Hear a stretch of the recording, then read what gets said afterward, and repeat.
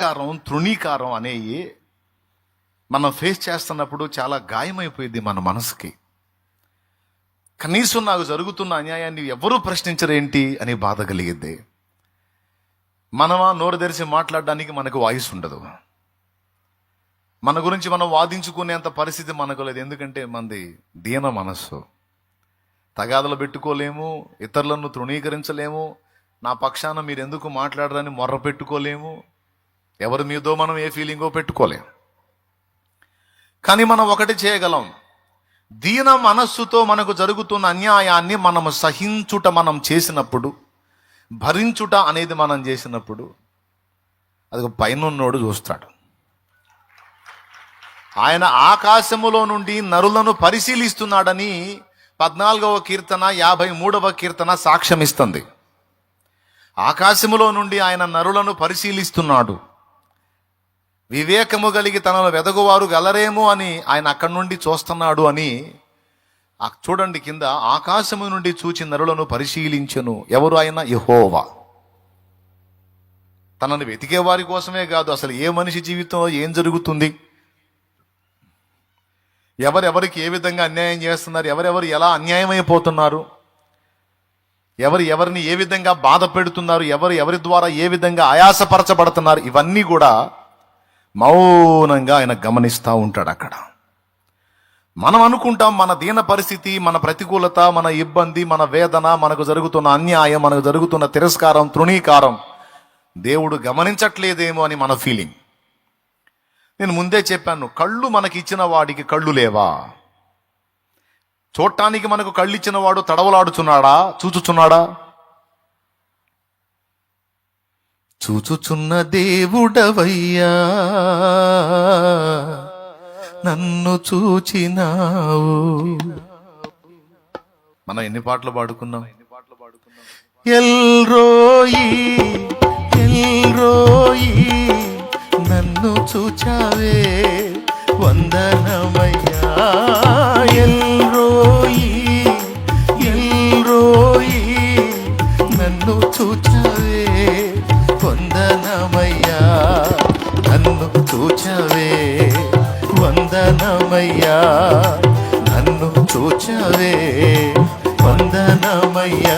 నిన్ను పూర్ణ మనసుతో ఆరాధింతున్, నా పూర్ణ బలముతో ప్రేమించేదన్. ఆరాధన ఆరాధన ఆరాధన ఆరాధన ఆరాధన ఆరాధన ఆరాధన ఆరాధన ప్రేమించేదన్. అధికముగా ఆరాధింతున్, ఆసక్తితో ప్రేమించేదన్. అధికముగా ఆరాధింతున్, ఆసక్తితో నా పూర్ణ మనసుతో ఆరాధింతున్. నా పూర్ణ బలముతో ప్రేమించేదన్. ఆరాధన ఆరాధన ఆరాధన ఆరాధన ఆరాధన ఆరాధన ఆరాధన ఆరాధన. Praise the lord. మన దేవుడు చూచుచున్న దేవుడు అని మన హృదయమందు మనం విశ్వసించిన వారమై కొన్ని మనం దేవునికి చూపించాలి, కొన్ని మన విషయంలో దేవుడు చూడాలి. ఆయన చూచున్నట్లు మనం ఆయన వైపు చూడాలి. ఈ ఒక్క సన్నివేశమే కాదు, చాలా సన్నివేశాలు బైబిల్లో నమోదు చేయబడి ఉన్నాయి. అందులో మొదటిదిగా పాపం నిష్కారణంగా తండ్రి, భర్త, చెల్లి ముగ్గురి చేతిలో నలిగిపోయినటువంటి ఒక అభాగ్యురాలు లేయా. ఇందులో ఆమె దోషం ఏముంది చెప్పండి? అవునా? నువ్వు ఆయన చేసుకో అంటాడు తండ్రి, దరిద్రపు దాన్న నువ్వేడ దొరికేవే నాకు అంటాడు భర్త. సో తన దీన స్థితిని దేవుడే చూడాలి, దేవుడే దీనికి తీర్పు తీర్చాలని మౌనం వహించి దేవుని వైపు చూచినందున ఆమె ఇప్పుడు మనలాగా తొందరపడలా. మనలో చాలామంది ఏం చేస్తారంటే తొందరపడి దేవుడు కదలటం ఆలస్యం అవుతుందేమో అని వీళ్ళే తొందరపడి అడుగులేయటానికి ఇష్టపడతారు. దానివల్ల నష్టపోవటమే తప్ప సరైన ఫలం దక్కదు. ఇక్కడ గమనించాల్సిన విషయం ఏంటంటే, నీ దీన స్థితిని, నీ తృణీకారాన్ని, నీ అవమానాన్ని, నీ తిరస్కారాన్ని దేవుడు చూచినట్లు నీవు దేవుణ్ణి చూడనివ్వాలి. నీకు జరుగుతున్న అన్యాయాన్ని ఆకాశమందుండి అతడు చూచుచున్నాడు. ఆయన చూచుచున్న దేవుడు. ఒక్కటే మాట, ఆ సన్నివేశంలో నువ్వు ఉన్నప్పుడు, అది ఎదుర్కొన్నప్పుడు, దేవా నువ్వు ఎల్ రోయి అనే నువ్వు అంతే. ఎల్ రోయి, నా దేవా నీకు స్తోత్రం అంటే తెలుసా, చూచుచున్నవాడా నా దేవా నీకు స్తోత్రం. నువ్వు చూడు, అంతే, వదిలేసా. నువ్వు ఎల్ రోయి అని పిలిచిన ప్రతిసారి కూడా ఆయన ఎల్ రోయిగానే స్పందిస్తాడు. చూచుచున్న దేవుడా అని నువ్వు పిలిచావంటే అర్థం ఏంటో తెలుసా? చూస్తున్నావా, ఆకాశం నుండి అన్ని పరిశీలిస్తున్నవాడా, చూచుచున్నవాడా, మా కళ్ళిచ్చినవాడా, నువ్వు చూస్తున్నావా, నీకే స్తోత్రం. మీరు గమనించినట్టయితే జీవితకాలం ఎక్కువ కాలం యాకోబుతో లేయానే ఉంది. 14 ఏళ్ళు కష్టపడి పెళ్లి చేసుకున్న రాహేల్ నుంచి ఇద్దరు వస్తే, ఒకడు యోసేపు, ఒకడు బెన్యామీను. లేయా నుంచి 4 వచ్చారు. తను ప్రేమించినటువంటి రాహేలు ఎక్కువ కాలం యాకోబుతో జీవించలేకపోయింది. కానీ లేయాకి సమృద్ధిగా అవకాశాన్ని దేవుడు అనుగ్రహించాడు. ఇక్కడ ఓర్పు బట్టి, సహనం బట్టి, దీన మనస్సు కలిగి దేవుడు చూచిందాకా సంయమనం పాటించినటువంటి జ్ఞానవంతురాలుగా లేయా కనపడుతుంది. ఫలితంగా లేయా పొందినటువంటి ప్రయోజనం ఎంత ఉన్నతంగా ఉందంటే, ఆఖరికి రాహేలుకు పుట్టిన యోసేపు కూడా ఈ లేయా యోధా కోసమే పుట్టినట్టు. ఎందుకంటే ఈయన అష్టకష్టాలు పడి చివరికి కరువులో వీళ్ళని సేవ చేయడానికి యోసేపు ఉపయోగపడ్డాడు. దేవునికి స్తోత్రం. అంటే రాహేలుకు పుట్టిన యోసేపు కూడా లేయా సంతతికే సేవ చేశాడు. అంటే రాహేలు ఎవరిని గందో తెలుసా?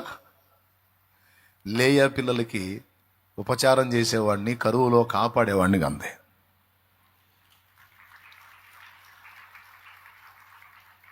నానా బాధలు పడింది వాళ్ళే, యోసేపే. చివరికి వాళ్ళందరికీ హెల్ప్ఫుల్గా మారింది యోసేపు. ఇట్లా చూస్తే, ఈ కోణంలో చూస్తే లేయాని ఎంత ప్రేమించాడు దేవుడు. ఎందుకు లేయా మీద అంత కనికరం వచ్చింది దేవునికంటే, అమాయకంగా 3 మధ్యలో బలి పశువుగా మారినందున ఆ కనికర సంపన్నుడికి కనికరం వచ్చింది ఆమె మీద. అదే ఆమె జన్మధన్యమైంది. అర్థమైందా? కనికర సంపన్నుడికి కనికరం వస్తే ఇక మన బతుకు ధన్యమే. అయితే ఆయన కనికరించినట్లు ఇక్కడ మనం ఓర్పు పట్టాల్సి ఉంది.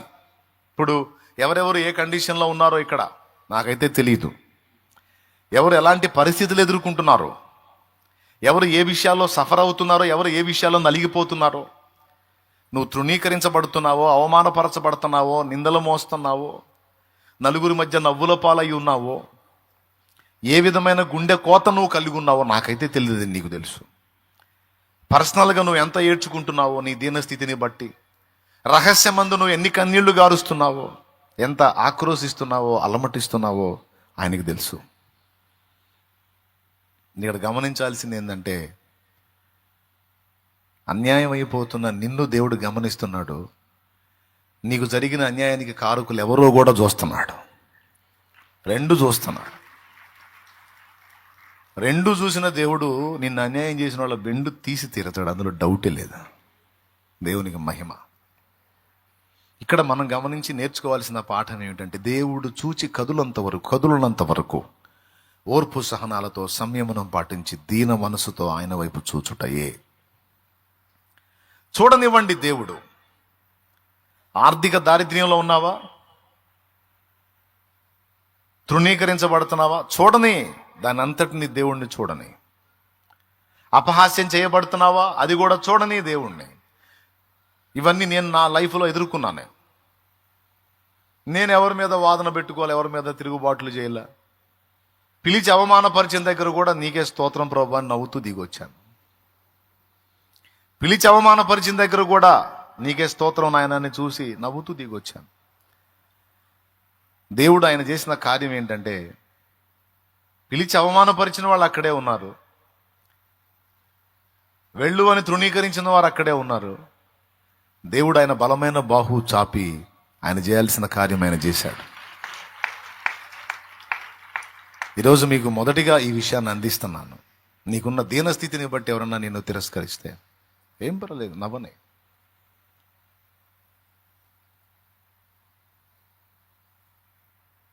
చిన్న పాకాలో నేను పరిచర్య చేసేటప్పుడు దాన్ని బట్టి కొంతమంది ఎగతాళి, ఉండే నివాసం కూలిపోతే దాన్ని బట్టి కొంతమంది ఎగతాళి, అలాగే ఆర్థిక స్థితిగతులు సరిగా లేవని మా జీవితాలను చూసి కొంతమంది ఎగతాళి, మా పరిస్థితులు చూసి, నా స్థితి చూసి ఏం పర్వాలా,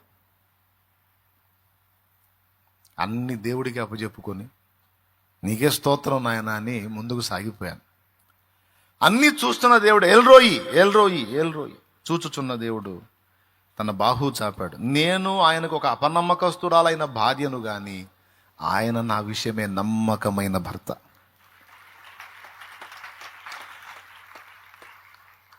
అనేక విషయాలలో నేను ఆయనకి నమ్మకంగా ఉండకపోతిని కానీ నా విషయంలో ఆయన అన్ని విషయాల్లో నమ్మకంగా ఉన్నాడు. ఆయన నమ్మకస్తుడైన ఆయన కృప చూపాడు. ఇది యథార్థంగా నేను ఒప్పుకుంటున్నాను. అన్ని విషయములలో నేను ఆయన సంతోష పెట్టకపోతిని కానీ ఆయన అన్ని విషయములలో నా విషయమై మానని కృప చూపుతూ, మానని ప్రేమ చూపుతూ ఆయన బహునమ్మకస్తుడై ఉన్నాడు, నమ్మదగిన దేవుడు. అందుకే అదే టైటిల్ మీద ఒక పాట పాడుకున్నా చానాళ్ల క్రితం. నమ్మదగిన దేవుడా నన్ను నడిపించుమా, నమ్మకమైన నాయకుడా నన్ను దరి చేర్చుమా, నీ ఆత్మతో నింపుమా, నీ అభిషేకమీయుమా, ఆత్మీయ పోరాటంలో నాకు గెలుపునీయుమా.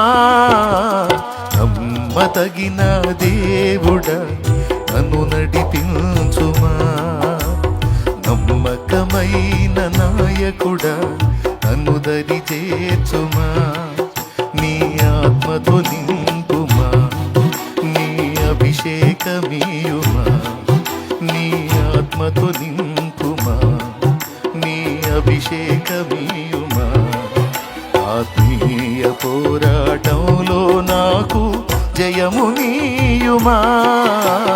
నమ్మదగిన దేవుడా నన్ను నడిపించుమా, నమ్మకమైన నాయకుడా నన్ను దరి చేర్చుమా. చరణం చరణం. నీవు చేరదీయకుంటే నిలిచేదెవరు, నీవు దాలి చూపకుంటే బ్రతికేదెవరు, నీవు చేరదీయకుంటే నిలిచేదెవరు, నీవు దాలి చూపకుంటే బ్రతికేదెవరు, నీవు తమీయకుంటే అడుగే పడదు, నీవు తమీయకుంటే అడుగే పడదు, నీవు నాకు తోడుంటే పయనమాగదు, నా పయనమాగదు. నమ్మదగిన దేవుడా నన్ను నడిపించుమా, నమ్మకమైన నాయకుడా నన్ను దరి చేర్చుమా, నీ ఆత్మ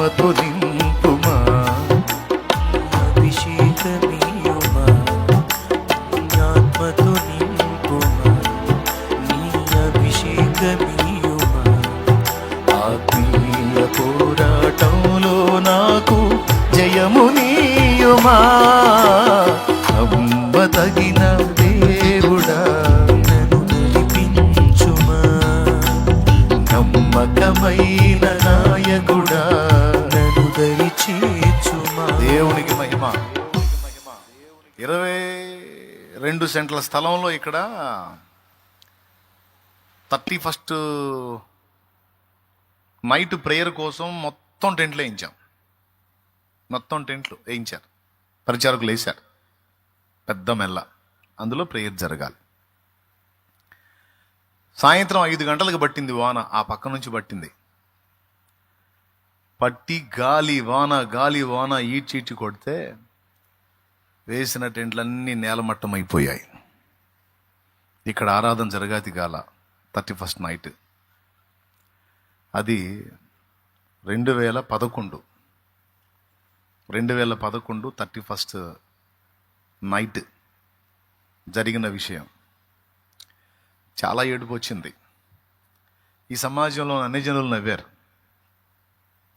బాగైంది యేసుప్రభు అంట, ఇటు పిచ్చి బాగా కుదిరింది, బాగా తీర్చేసాడు, టెంట్లు మొత్తం నేలమట్టం అయిపోయినాయని కొంతమంది నవ్వుకున్నారు కూడా. అది తెలిసింది నాకు. ఎందుకు జరిగిన పరిస్థితికి అంత నేలమట్టు కూలిపోయినాయి కదా. నీకే స్తోత్రం నాయన అని కన్నీరు గాచి ప్రార్థన చేసుకుని అక్కడే జరిపించాను. సాయంనగర్లోనే ఆరాధన జరిపించి ఆ రోజు ఒక మాట పలికాను. ఈరోజు మనం ఎదుర్కొన్న ఈ శోధన, ఈ సమస్య నా దేవుడు చూశాడు, మరెన్నడూ మనకు ఆ పరిస్థితి రానివ్వడు. అదే ప్లేస్లో ఈరోజు అన్ని కూలిపోయిన అదే ప్లేస్లో మళ్ళా 31st నైట్ కల్లా మనం అందులో స్థిరమైన మందిరం కట్టబడి అందులో మనం ఆరాధన చేస్తాం. ఇది జరిగి తీరిద్ది అని చెప్పి ఆ రోజు విశ్వాసంతో బిడ్డలందరితో ఆ మాట పలికి, జోరును వాన కురుస్తానే ఉంది. అందులోనే ఆన్లైన్ చేశాం, అందులోనే ఆ కార్యక్రమాలన్నీ అయిపోయినాయి. తెల్లవారి జనవరి 1st ప్రేయర్ కూడా అక్కడే జరిగింది. 31st night and January 1st జరిగింది కదా మనకి ప్రేయర్, 2 అక్కడే జరిగినాయి. సింపుల్గా ముగించాం. మళ్ళా డిసెంబర్ 2012 25 క్రిస్మస్ రోజే మందిర ప్రతిష్ఠ ఆరాధన ఇక్కడ జరిగింది. ఒక స్థిరమైన మందిరం దేవుని మహాకృపతో. మళ్ళా డిసెంబర్ 25కి రిబ్బన్ కటింగ్ చేశాం. 31st నైట్ ఇక్కడే ఆరాధన జరిపి ఆ రోజు మళ్ళీ గుర్తు చేశాను. ఆనాడు మనం దుఃఖపడ్డాం, అయ్యో అని వేదన పడ్డాం. ఈరోజు చూసావా, మళ్ళీ ఇయర్ వచ్చేటప్పటికి దేవుడు ఈ కార్యం జరిగించి ఇక్కడ స్థిరమైన దాన్ని ఏర్పాటు చేశాడు. ఇది నా దేవుని కార్యం. నవ్వనిస్తాడు, నిన్ను చూసి నవ్వే వాళ్ళని నవ్వనిస్తాడు, ఎగతాళి చేసే వాళ్ళని చేయనిస్తాడు, హేళన చేసే వాళ్ళని చేయనిస్తాడు. అవన్నీ నువ్వు పడనిస్తాడు. ఆ తృణీకారాలు, తిరస్కారాలు అవన్నీ నువ్వు అనుభవించనిస్తాడు. చూసి ఒక్కసారి ఆయన కార్యం చేసి ద్వారాలు తెరిచాడంటే అది మనం పట్టజాలం. లేయ విషయంలో అక్షరాల అదే జరిగింది. ఎంత ఆశీర్వాదం అండి. యేసుక్రీస్తు ప్రభు ఏ వంశావళిలో నుంచి వస్తాడని ప్రవచనం వచ్చిందో ఆ యూదా లేయ నుంచే వచ్చాడు. యాజకత్వం ఎవరి నుంచి వస్తుందో ఆ లేవి ఆమె నుంచే వచ్చాడు. మోషే ఏ గోత్రీకుడో తెలుసా మీకు? లేవి గోత్రీకుడే. అహరోను లేవి గోత్రీకుడే. మందసాన్ని మోసే భక్తి పరులైనటువంటి వ్యక్తులందరూ కూడా, అంటే ఇద్దరు 2 రకాల యాజకులు లేయాలో నుంచి వచ్చారు. ఒక యాజకుడేమో అహరోను నుంచి వచ్చిన యాజకత్వం అంతా కూడా లేయాలో నుంచి వచ్చింది. అలాగే మెల్కీసెదెకు క్రమము చొప్పున నిరంతర యాజకుడై ఉన్న యేసుక్రీస్తు ప్రభు కూడా ఆమెలో నుంచి వచ్చాడు. మరి యూదా ఆమె నుంచి వచ్చినోటే కదా. ఎంత ధన్యత. వీళ్ళందరికీ మాతృమూర్తి ఎవరు? లేయా. ఎవరి లేయా? జబ్బు కళ్ళ లేయా, తృణీకరింపబడిన లేయా, భర్త చేత ద్వేషింపబడిన లేయా, చెల్లి చేత తృణీకరించబడిన లేయా. దేవునికి స్తోత్రం కలుగును గాక. లేయా అంటే అర్థం ఏంటో ఏమో మీరే చెప్పండి. కాబట్టి ఇక్కడ మీరు గమనించాల్సిన విషయం ఏంటంటే, ఈరోజు మీరున్న ఆ పరిస్థితులు ఒకవేళ మీరు అలాంటి స్థితిలో నలుగుతుంటే నేను చెప్తున్నాను, నీవు నమ్మిన దేవుడు సామాన్యుడు కాదు. నీవు విశ్వసించి సేవిస్తూ నువ్వు ఎవరి మీద ఆనుకున్నావో, సైన్యములకు అధిపత్యగా యెహోవా నజరేయుడగు యేసు క్రీస్తుగా భూమి మీదకి వచ్చినటువంటి ఆయన పరాక్రమశాలి, రోషం గల దేవుడు. ఆయన చూసి నిద్రపోయేవాడు కాదు, ఆయన చూస్తున్న దేవుడు, తీర్పు తీర్చే దేవుడు. మనం చేయాల్సింది ఏంటంటే, మనం అనుభవిస్తున్నవి ఆయన చూడనియాలి. చూసి ఆయన స్పందించిన దాకా ఓపిక పట్టాలి. ఈ రెండు నువ్వు గుర్తుపెట్టుకో. ఆయనను చూడనివ్వాలి, ఆయనను కదలనివ్వాలి. ఆయన చూసి ఆయన కదిలాడంటే ఇంకా ఆ ఫలితాన్ని మనం ఊహించలేం. అంత అద్భుతంగా ఉంటుంది. దీన మనసుతో ఆయన వైపు చూడు. నీకోసం ఆయన కదిలేంత వరకు ఓపికతో ఎదురు చూడు. ఇక్కడ ఓపిక కావాలి. మనకు వాగ్దానం ఉండనే ఉంది. ఆ వాగ్దానం మనం స్వతంత్రించుకోవడానికి మనకేం కావాలి? ఓపిక, ఓర్పు. హెబ్రీ పత్రిక చెప్పినది. వాగ్దానము పొందడానికి మనకు ఓరిమి అవసరమే ఉందంటాడు. చూడండి ఒకసారి హెబ్రీ పత్రిక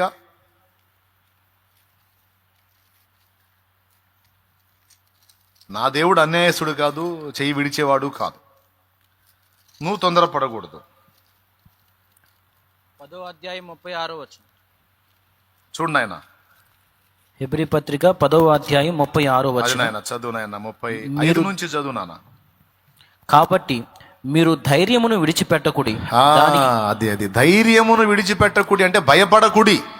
దానికి ప్రతిఫలముగా గొప్ప బహుమానము కలుగును. మీరు దేవుని చిత్తమును నెరవేర్చిన వారై వాగ్దానము పొందు నిమిత్తము మీకు ఓరిమి అవసరమై ఉన్నది. ఓర్పు. కొద్దిగా తొందరపడవాకు, కొద్దిగా ఓపిక పట్టు, జరిగేది చూద్దు గాని. దేవునికి స్తోత్రం కలుగును గాక. ఏమంటావు? ఇలాంటి మాటలను ఆధారం చేసుకునే దేవుని కృపలో కొన్ని పాటలు. పలుగాకి లోకం నిందించిన ఏకాకివై నీవు రోదించిన, పలుగాకి లోకం నిందించిన ఏకాకివై నీవు రోదించిన, అవమాన పర్వాలు ముగిసేనులే, ఆనంద గీతాలు పాడేవులే. నవ్వినోళ్ళంత నీ ముందు తలను వంచేరు ఇక ముందు, నవ్వినోళ్ళంత నీ ముందు తలను వంచేరు ఇక ముందు. ఉందిలే దీవెనా, ఎందుక వేదన, పొందిన యాతన దేవుడే మరచునా. కన్నుల జారిన కన్నీళ్లు తడిపెను దేవుని పాదాలు, ఇప్పటి నుండి నీ కళ్ళు చూచును దేవుని కార్యాలు. నీ కన్నుల జారిన కన్నీళ్లు తడిపెను దేవుని పాదాలు, ఇప్పటి నుండి నీ కళ్ళు చూచును దేవుని కార్యాలు. దేవునికి మహిమ. కొన్నిసార్లు మన గోడు చెప్పుకోవడానికి కూడా మనకి ఎవరు దొరకరు. కనీసం చెప్పి ఏడుద్దామన్నా ఎవడు దొరకడు. ఏం చెయ్యిపోయినా పర్వాలా, ఏం బ్రదరు, ఎవరికి చెప్పుకోలేం. అలాగని ఎవరి ముందు ఏడవలేం. కూర్చొని ఒంటరిగా ఏడుచుకునే పరిస్థితి ఉంటుంది. లోపల నలిగిపోయే పరిస్థితి ఉంటుంది. స్త్రీలకు ఉంటుంది, పురుషులకు ఉంటుంది. ఎందుకంటే కొన్ని పరిస్థితులు అట్లా వస్తాయి. వచ్చి అలాగ నలిగిపోయిన అనుభవాలు ఎంతమందికి ఉన్నాయి మీలో? కనీసం కొన్నిసార్లు దుఃఖం, బాధ పంచుకోవడానికి కూడా ఎవరో లేక సేవకులు ఏమంటారు, అదే వాళ్ళకి ఆ పరిస్థితి ఉంది, మీకు ఆ పరిస్థితి ఉంది, ఆ లైవ్లో ఉన్న వాళ్ళకు కూడా ఆ పరిస్థితి ఉంటుంది. కానీ ఒకటి నిజం, ఒకవేళ ఆ కండిషన్ మనకు వస్తే మనుషులు ఎవ్వడికి మనం చెప్పుకున్న అర్థం కాదు. కానీ ఒక్కటి నిజం, అదేంటంటే నీవు నలుగుతున్న ఆ వేదన అంతా ఆయన చూస్తున్నాడు. ఆయన కనికరం కలుగుతుంది. నువ్వు అలిగే కొద్దీ కనికరం పెరిగిద్ది. నువ్వు ఇబ్బందిని ఎదుర్కొనే కొద్దీ జాలి పెరిగిద్ది. ఫలితంగా ఆయన చేసే కార్యం ఆయన బలంగా చేస్తాడు. అది లేయా జీవితంలో లేవిని యోధాని ఇచ్చినట్టు ఉంటుంది ఆ కార్యం. యోసేపు నుంచి వచ్చిన 2 గోత్రాలు కూడా ఏదో గుంపులో ఉన్నాయే తప్ప ప్రముఖ స్థానం మాత్రం రాహేల్ నుంచి వచ్చిన వాళ్ళకి దక్కలేదు, కానీ లేయా నుంచి వచ్చిన వాళ్ళకి దక్కింది. ఇది ఒక ధన్యకరమైన అనుభవం. అండ్ లేయా ఎక్కడ కూడా కొట్లాట పెట్టుకోదు, గొడవలు పెట్టుకోదు, అల్లరి పెట్టుకోదు. మళ్ళీ రాహేలు పెళుసు, రాహేలు టెంపర్. యాకోబు ఇంత ప్రేమించాడు కదా అని తండ్రి దగ్గర నుంచి వచ్చేటప్పుడు గృహదేవతలు దొంగిలించి వచ్చి భర్తకి తండ్రికి ఇద్దరికి అబద్ధం చెప్పింది. భర్తని ఫ్రాడ్ చేసింది. ఎందుకంటే అవి తెస్తే ఇష్టపడాడు ఆయన, అందుకని ఒంటె సామాన్లో పెట్టుకొని వచ్చింది అక్కడ గృహదేవతల్ని. యాకోబుకి దేవుడు ఒక్కడే, యెహోవా. ఇంకొక దేవుడికి మొక్కడు, హృదయంలో కూడా ఒప్పుకోడు. నా పితరుడైన అబ్రహాము, ఆయన కుమారుడైన ఇస్సాకు, నా తండ్రి అయిన ఇస్సాకు వాళ్ళు సేవించిన దేవుడే నా దేవుడు, ఆయన సైన్యములకు అధిపతియగు యెహోవా. El Shaddai, El Shaddai, El Shaddai, సర్వశక్తుడగు దేవుడు, శక్తుడగు దేవుడు, సర్వశక్తుడగు దేవుడు. ఆ గృహదేవతల్ని తెచ్చుకుంది రక్షిస్తారని కాదు, వాళ్ళు ఆమె చావు కారణమయ్యారు. ఆ గృహదేవతలు రాహేలు చావు కారణమైనాయి. ఆమె తెచ్చుకున్న విగ్రహాలు ఆమె చావు కారణమైనాయి. తండ్రికి అబద్ధం ఆడిద్ది. చివరికి యాకోబు ఒక మాట నేస్తాడు, నాకేం కర్మ, నాకేం దేవుడు లేకనా నీ బొమ్మలు తెచ్చుకోవడానికి? అవి ఎవరి దగ్గర, మా దగ్గర ఉన్న వాళ్ళు ఎవరి దగ్గర ఉన్నాయో వారు చావాలన్నాడు, వాళ్ళు చచ్చిపోవాలన్నాడు. నిజంగానే జరిగింది. బెన్యామీన్ గంట చచ్చిపోయింది. కాబట్టి మీరు ఇది గ్రహించి మొట్టమొదటి విషయం ఏంటంటే, మీరు ఎన్ని రకాలుగా ఎవరి చేతుల్లో ఎన్ని రకాలుగా ఇబ్బంది పడుతున్నా ఆ ఇబ్బందిని దేవుణ్ణి చూడనివ్వండి. దేవుని ఎదుట దీన మనసు కలిగి ఉండండి. దేవుడు కదిలినప్పుడు ఇబ్బంది పెట్టిన వాళ్ళకి జరిగిద్ది, ఇబ్బంది పడ్డ నీకు జరిగే న్యాయం నీకు జరిగిద్ది. ఆమేన్. దేవుణ్ణి చూడనివ్వండి. రబ్షాకే, సన్హెరీబు దగ్గర నుంచి వచ్చిన రబ్షాకే మాటలు పలకటం కాదు, మ్యాటర్ రాసి మరీ హిజ్కియాకి పంపిస్తాడు. ఇశ్రాయేలు ప్రజలు విననట్లు దేవుణ్ణి తృణీకరిస్తాడు, రాజుని తృణీకరిస్తాడు. మీ దేవుణ్ణి నమ్ముకున్నా, మీ రాజుని నమ్ముకున్నా మీకు న్యాయం జరగదు. మీరు సన్హెరీబుకి లోబడండి, నా మాట వినండి. అర్పాదు దేవతలు ఏమైనాయి, హమాతు వారి దేవతలు ఏమైనాయి, వాళ్ళ దేవతలు వాళ్ళని కాపాడగలిగినాయా? మొత్తం మాకు దాసులయ్యారు. మీ దేవుడైన యెహోవా కూడా మిమ్మల్ని కాపాడలేడు, మాకు బలం ఇచ్చాడు మిమ్మల్ని లోబర్చుకోమని. కాబట్టి మర్యాదగా దాసులు కండి అని ఈ రబ్షాకే గాడు పలుకుతాడు. పలకటమే కదా, ఒక తాకీదు రాయించి హిజ్కియాకు పంపిస్తాడు. హిజ్కియా ఏం చేస్తాడో తెలుసా? వాడు ఏ మాటలైతే గర్వపు మాటలు పలికి రాశాడో అవన్నీ తీసుకెళ్లి యెహోవా సముఖములో వాటిని చూపిస్తాడు. హిజ్కియాకి చివర్లో ఒక్క మైనస్ తప్ప హిజ్కియా లైఫ్ మొత్తంలో ఎక్కడ మైనస్ కనపడదు. చాలా జ్ఞానవంతుడు హిజ్కియా, చాలా జ్ఞానవంతుడు. హిజ్కియా ఏం చేస్తాడో తెలుసా? హిజ్కియా దేవునికి చూపించడం నేర్చుకున్న వ్యక్తి. హిజ్కియా రాజు అయినప్పుడు, దేవా నేను రాజునయ్యాను, నన్ను రాజుగా చేశావు, నేను అలా చేస్తాను ఇలా చేస్తానని మాటలు ప్రగల్భాలు పలకలేదు. కానీ రాజు కాగానే ఉన్నత స్థలాలను పడగొట్టించి విగ్రహ స్తంభాలను మొత్తం పెకలించి పడేసి మొత్తం ఎక్కడెక్కడ ధ్వంసం చేసి తను క్రియ చేసి చూపిస్తాడు దేవునికి. నీ ఎడల నేను ఎంత ఆసక్తి కలిగి ఉన్నానో ఇదిగో ఈ క్రియలే సాక్ష్యం దేవా అని ఆయన చూపిస్తాడు. చాలా సంతోషపడతాడు దేవుడు హిజ్కియా విషయంలో. అంతేకాదు హిజ్కియా ఇలాగా రబ్షాకే సన్హెరీబులను ఎదుర్కొన్నప్పుడు కూడా మాట్లాడలా. యెహోవా సముఖంలోకి తీసుకెళ్ళి లెటర్ పెట్టాడు. దేవా నీకు లెటర్ వచ్చిందంట, నువ్వే చదువుకో, ఏం జవాబిస్తావో ఇవ్వు. ప్రజలకి డౌటు, అధిపతులకు డౌటు. ఆ రబ్షాకే గాడు పలికినట్టే చేస్తున్నాడు హిజ్కియా. మన రాజు సైన్యాన్ని సమకూర్చుకోవాలి, అవసరమైతే పక్క రాజ్యాల నుంచి పిలిపించుకోవాలి, పైసలు ఇచ్చి మొత్తాన్ని కలుపుకొని వాళ్ళ మీదకి వెళ్ళాలి, అశ్షూరు వాళ్ళ మీదకి వెళ్ళాలి. అలాంటిది ఈయనేంది ఆలయంలోకి పోయాడు తాకీదు తీసుకొని, ఇట్లాంటి వాడిని నమ్ముకుంటే అందరం చేస్తాం కదా అని వాళ్ళంతా ఆలోచనలో పడ్డారు. ఎవరేమనుకుంటే అవేం పట్టలా. హిజ్కియాకి డైరెక్ట్గా మందిరంలోకి వెళ్ళి చూయించాడు. అంతే. వాళ్ళు లెటర్ పంపించాడు, చూసుకో నువ్వే చదువుకో అని ఇచ్చాడు. ఏ సైన్యాన్ని చూసుకొని వాడు విర్రవీగాడో, ఏ సైన్యాన్ని చూసుకొని వాడు అతిశయపడ్డాడో, దేవుడు రాలా, దూతను పంపాడు. దేవుడే దిగి రావడానికి అవసరం లేదు. దేవుడు రాలా, దూతను పంపాడు. వెళ్ళమ్మా వాడేందో కొంచెం నాకు ఛాలెంజ్ చేశాడు కానీ అర్పాదు దేవతలతో, హమాతు దేవతలతో, జఫాగాళ్ళందరితో నన్ను జతకట్టాడు కానీ కొద్దిగా వాడి సంగతి ఏందో కొంచెం తేల్చుకునొద్దు కానీ ఒక్కడికి వెళ్ళమ్మని దూతను పంపించాడు. ఇల్లయ్యా అని. అశ్షూరు వారి దండుపాళ్యంలోకి దిగి దూత ఒక రాత్రి తెల్లవారేసరికి 185,000 మందిని హతం చేశాడు. ఈ ఎదవ లెక్కేసుకోవడానికి కూడా ఛాన్స్ లేదు వీడికి. వాళ్ళందరినీ లెక్కేసుకోవాలన్నా లెక్కేలాగా వస్తాడు వీడు. ఏ సైన్యాన్ని చూసి విర్రవీగాడో అదే సైన్యం మీదికి వరదూసిన ఖడ్గం చేత పట్టుకొని దిగాడు దూత.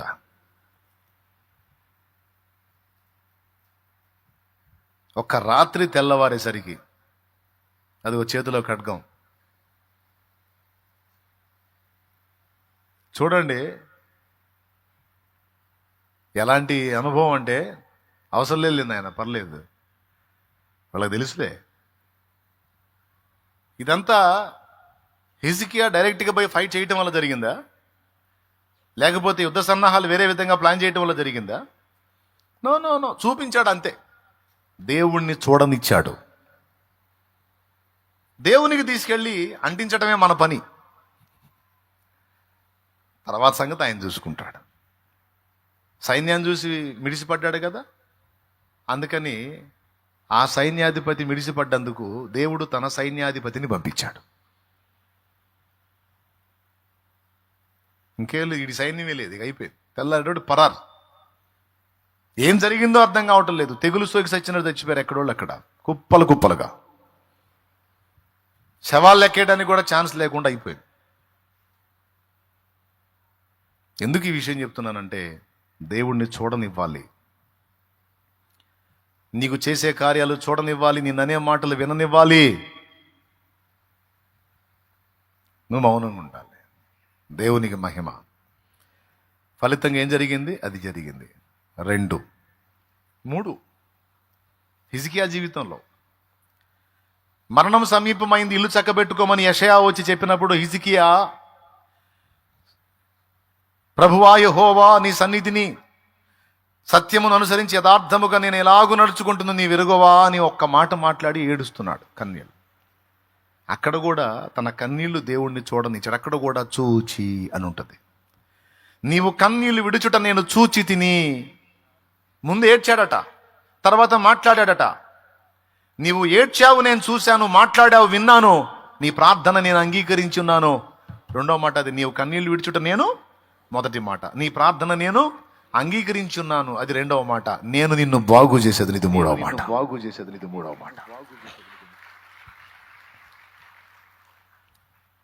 రాజైనప్పుడు మాటలు చెప్పలేదు కానీ తను ఎలా క్రియ చేస్తాడో, ఎలా ప్రవర్తిస్తాడో క్రియలో చూపించి దేవుని దగ్గర మెప్పు పొందాడు హిజ్కియా. ఓకేనా? రెండవది, శత్రువు తన మీదికి వచ్చి విర్రవీగినప్పుడు వాడు అన్న మాటలన్నీ తీసుకెళ్లి దేవుని ముందు చూపించాడు. ఫలితంగా జయం పొందాడు హిజ్కియా. మూడవది, మరణము తనకు సమీపమైనప్పుడు కూడా కన్నీరు విడిచి ఆ కన్నీళ్లు దేవునికి చూపించి. కొన్నిసార్లు నువ్వు ఏడుస్తావు, ఏడుపు వస్తుంది, నీకు అవసరమే, అది రావాలి నీకు ఏడుపు. నీ కళ్ళు కన్నీళ్లు కార్చాలి, అది దేవుడు చూడాలి, ఆయన కదలాలి.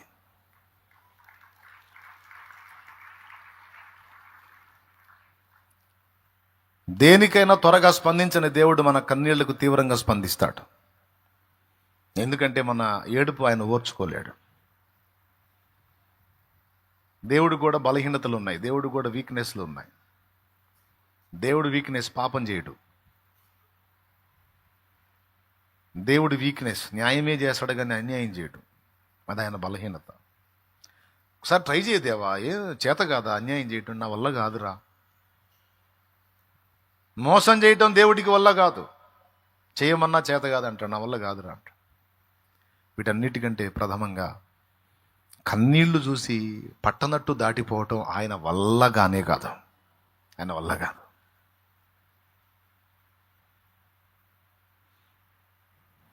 నా వేదనకు మితి లేదు, నా శోకానికి తుది లేదు, నీవుగాక జీవితాన ఆశయే లేదు. నా వేదనకు మితి లేదు, నా శోకానికి తుది లేదు, నీవుగాక జీవితాన ఆశయే లేదు, నీవుగాక జీవితాన ఆశయే లేదు. నా కోసం నువ్వు వస్తావని, నా అర్థధ్వని వింటావని, నా కోసం నువ్వు వస్తావని, నా అర్థధ్వని వింటావని ఎదురు చూస్తున్నాను, నిదుర కాస్తున్నాను, ఎదురు చూస్తున్నాను, నిదుర కాస్తున్నాను. దాటిపోబోకయ్యా, దాటిపోబోకయ్యా, యేసయ్యా నా దేవా, యేసయ్యా నా ప్రభువా, దాటిపోబోకయ్యా.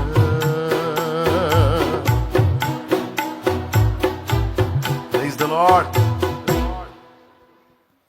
గుడ్డివాడు యేసు ప్రభు దాటిపోతున్నాడని తెలుసుకొని ఏడవటం మొదలు పెట్టాడు. అయ్యా నీకోసమే కదా ఎదురు చూస్తున్నాను, దావీదు కుమారుడా యేసు నన్ను కరుణించు అని వేశాడు కేకలు. మనుషులైన వాళ్ళు ఏం చేయాలండి? ఆయన చేయబట్టుకొని అవసరమైతే అళ్లలో ఒకడు పరిగెత్తి ప్రభువా పాపం కళ్ళేనుడయ్యా అని ఆయన నిలేసి చేయబట్టుకొని ఇతను తీసుకెళ్ళాలి అక్కడికి. కానీ వాళ్ళు ఏమన్నారు? సరే నోర్మోయ్ అంటారు వాళ్ళు. కళ్ళున్న గుడ్డోళ్ళు, దీనులకు కనికరం చూపలేని గుడ్డోళ్ళు, జాలి మనసు లేని గుడ్డోళ్ళు. నిజంగా కళ్ళు లేనివాడు ఇతను కాదు, వాళ్ళు అట్లా ఉన్నారు. కానీ ప్రభు అట్లేడుగా. ఈ కేక విన్నాడు. పోవు, కాళ్ళు దాటి ముందుకు పోవు. ఆర్తధ్వని, కన్నీళ్లతో వేసిన కేక దాటిపోయే దేవుడు గారు. నా దేవుడి వీక్నెస్ అది. యాకోబు రొమ్ముకు రొమ్ము ఆనిచ్చినప్పుడు తొడగూడు వసలగొట్టాడు. కాళ్ళు పట్టుకొని నన్ను వదిలిపెట్టి పోతావా అని ఏడిస్తే పోలేకపోయాడు. చివరికి యాకోబు దేవుడిని బ్రతిమలాడుతుంటే దేవుడు యాకోబుని బ్రతిమలాల్సి వచ్చింది. నన్ను వదిలిపెట్టి వెళ్తావయ్యా అని కన్నీళ్లతో యాకోబు మొరపెడతా ఉంటే, యాకోబు తెల్లారుతుంది, నన్ను పోని తెల్లవారుతుంది, జనం వస్తారు, నన్ను వదిలిపెట్టి వెళ్తావా? నాకు ఇంకా భవిష్యత్తు ఉందా? గతం అయిపోయింది, భవిష్యత్తు ఉందా? ముందు నువ్వు వెనక పోయి అన్నట్టు నాకు ఏం అర్థం కావట్లా. ఎవరి కోసం ఇన్నాళ్ళు నేను తిప్పలు పడ్డానో ఆ భార్యలు, పిల్లలు, దాసదాసి జనాంగం, గొర్రెలు, పశువులు, వెండి బంగారులు మొత్తం ఏరు దాటించాను, ఒక్కడనే మిగిలిపోయాను. నీకోసమే కదా. నా గతి ఏమిటినాయనా అని ఏడిస్తే పోలేకపోయాడు దేవుడు. సరే నీ పేరు చెప్పు అన్నాడు. నా పేరు యాకోబయ్య, మోసగా. రైట్. అప్పుడు ఆశీర్వదించి, ఇక నుంచి నువ్వు యాకోబు కాదు, ఇశ్రాయేలు అనబడదు అని అతడు ఉన్న చోట అతన్ని ఆశీర్వదించాడు ఆయన. అదిగో ఇక నుంచి నువ్వు ఇశ్రాయేలు. నువ్వు దేవునితోనూ మనుషులతోనూ పోరాడి గెలిచావు. ఫస్ట్ బల ప్రదర్శన చేశావు, వల్ల కాలేదు, పాదాలు పట్టుకొని ఏడ్చి గెలిచావు. ఓడిపోయి గెలిచావు నువ్వు యాకోబు, ఓడిపోయి గెలిచావు. వాస్తవంగా అక్కడ తొడగూడు వసలు కొట్టినప్పుడు యాకోబు వీక్ అయిపోయాడు, ఓడిపోయాడు దేవుని చేతిలో. ఎప్పుడైతే మనం దేవుని చేతిలో ఓడిపోతాం అప్పుడే నిజమైన గెలుపు మనకు వచ్చింది.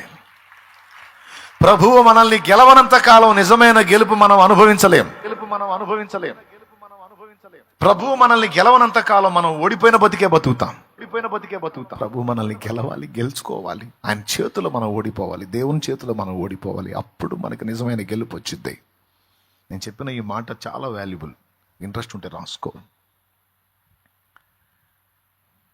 దేవుని చేతిలో నువ్వు ఓడిపోనంత వరకు, నువ్వు ఆయన్ని గెలుస్తున్నంత వరకు నిజ జీవితంలో నువ్వు ఓడిపోతూ ఉంటావు. నిన్న ఆయన గెలవాలి, నువ్వు దేవుని చేతిలో ఓడిపోవాలి, దేవుడు నిన్ను గెలుచుకోవాలి. అప్పుడు నిజ జీవితంలో నువ్వు గెలుస్తావు. ఎందుకంటే నువ్వు దేవుని చేత గెలవబడ్డావు గనుక. అంటే నీ విషయంలో ఓడిపోయావు గనుక, విరిగిపోయావు గనుక ఇక నీ జీవితంలో ఆయన జోక్యం ఉంటుంది. ఆయన జోక్యం ఎప్పుడైతే నీ లైఫ్లోకి వచ్చిద్దో అప్పుడు నీకు విజయం. తెలుసా నీకు?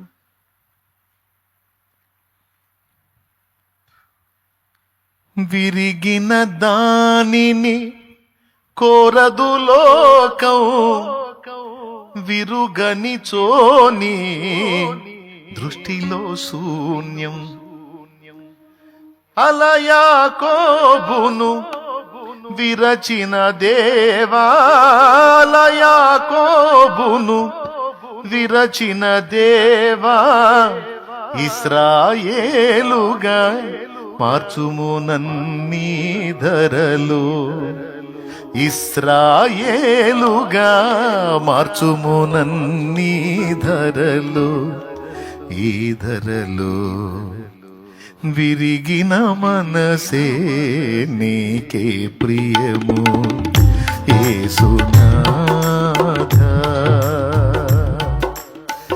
ఉన్నతమైన స్థలములయందే నివసించువాడా, విరిగేనా మనసు వసింపరావా, వసింపరావా. విరిగిన మనసే నీకే ప్రియము. యేసునాథా.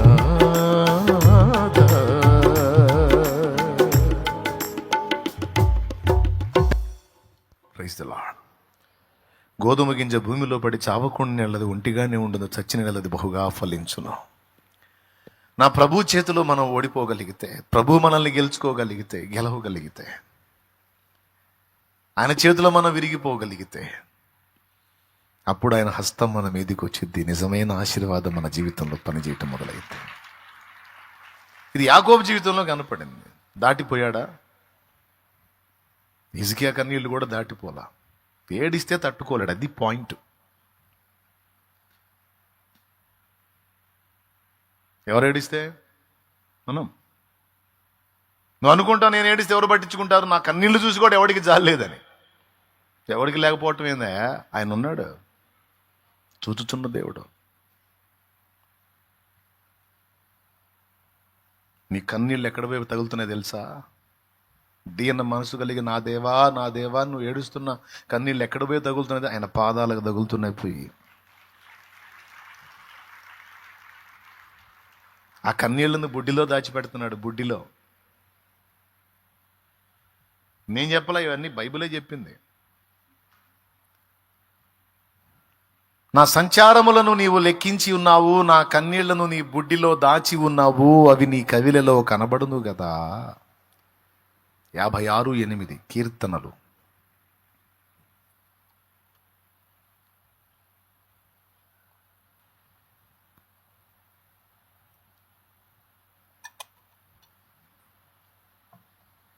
కవిలే అంటే పుస్తకం. చూడండి అక్కడ, నా కన్నీళ్ళు, నా కన్నీళ్ళు. హిజ్కియా అట్లా ఏడ్చాడో లేదు, వెంటనే స్పందించాడు. ఏమయ్యా ఎందుకు ఏడుస్తున్నావు? ఎందుకు? ఓ ఇంకా 15 ఏళ్ళు ఆయుష్ ఇస్తా పో, పొడిగిస్తా పో, చచ్చిపోవలేపో. నమ్మకం కుదరలేదా? ఎండ గడియారం మెట్లు చూడు, మళ్ళీ పైకి ఎక్కుద్ది చూడు, దిగిపోయింది. దేవునికి స్తోత్రం కలుగును గాక. నువ్వు అనుకోవచ్చు నా కన్నీళ్ళు దేవుడు చూడలేదు. బేట, చూస్తాడు దేవుడు. చిన్నోడా, దేవుడు చూస్తున్నాడు. నా కన్నీళ్ళు, ఎన్నో కన్నీళ్లు చూసి స్పందించిన నా దేవుడు.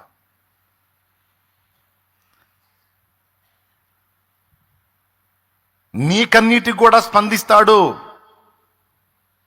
ధైర్యం తెచ్చుకో. చూడనివ్వు దేవుణ్ణి, నీ ఏడుపు చూడనివ్వు. దేవుణ్ణి కదలనివ్వు, కదిలిందా గోపిపట్టు.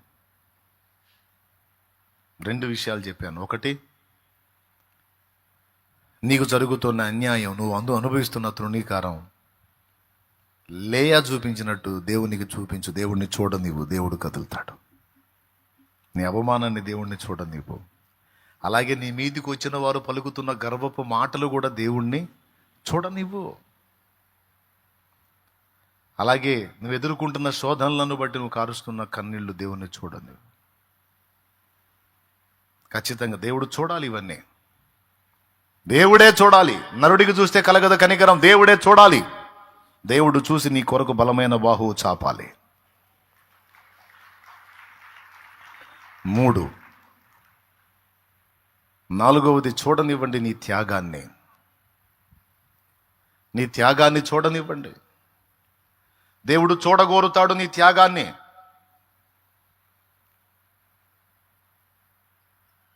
అబ్రహాము దగ్గర చూశాడవి, యోసేపు దగ్గర చూశాడు, భక్తుల దగ్గర చూశాడు, ఆ త్యాగాన్ని చూశాడు. అందుకే వారికి తోడై ఉన్నాడు. లేక లేక పుట్టినవాడు హాగరుకి ఇష్మాయేలు. ఆ ఇష్మాయేలును తీసుకెళ్లి ఎడారిలో వదిలిపెట్టమన్నాడు. దేవుడు చెప్పాడని వదిలిపెట్టాడు. నీ తండ్రి ఇల్లు విడిచి, స్వజనులను విడిచి నేను నీకు చూపించే దేశానికి బయలుదేరమన్నాడు. చాలా ఇబ్బంది అది. పరిచయస్తులను వదిలిపెట్టి, సొంత వాళ్ళని వదిలిపెట్టి ఎక్కడో ఎరగని దేశానికి వెళ్ళి బతకడం అంటే చాలా ఇబ్బంది. అయినా సరే ఆ త్యాగానికి పూనుకున్నాడు. ఎక్కడికి వెళ్ళాలి, ఎందుకు వెళ్ళాలి, ప్రశ్నలు ఏం వేయాలి, బయలుదేరన్నాడు. బయలుదేరాడు. తర్వాత ఇష్మాయేల్ ఎడారిలో వదిలిపెట్టేశాడు. ఇస్సాకును తెచ్చి మొరియా దేశమందున పర్వతం మీద దహన బలిగా అర్పించన్నాడు. ఇష్టపడ్డాడు. అబ్రహాముకి ఎన్ని చెప్పాడు, అన్ని త్యాగాలు చేయడానికి అబ్రహాం పూనుకున్నాడు. ఫలితంగా ఏం జరిగిందో మీకు తెలుసు. తన త్యాగం ఎంతో చూపించిన అబ్రహాముని దేవుడు అన్ని విషయములలో ఆశీర్వదించెను అని రాసుంది. దేవునికి మహిమ కలుగును గాక. హల్లెలూయా. సింపులే, పెద్ద మర్మాలుగా నేనేం మీకు చెప్పట్లా. ఈజీ. నీ త్యాగాన్ని చూడాలి దేవుడు.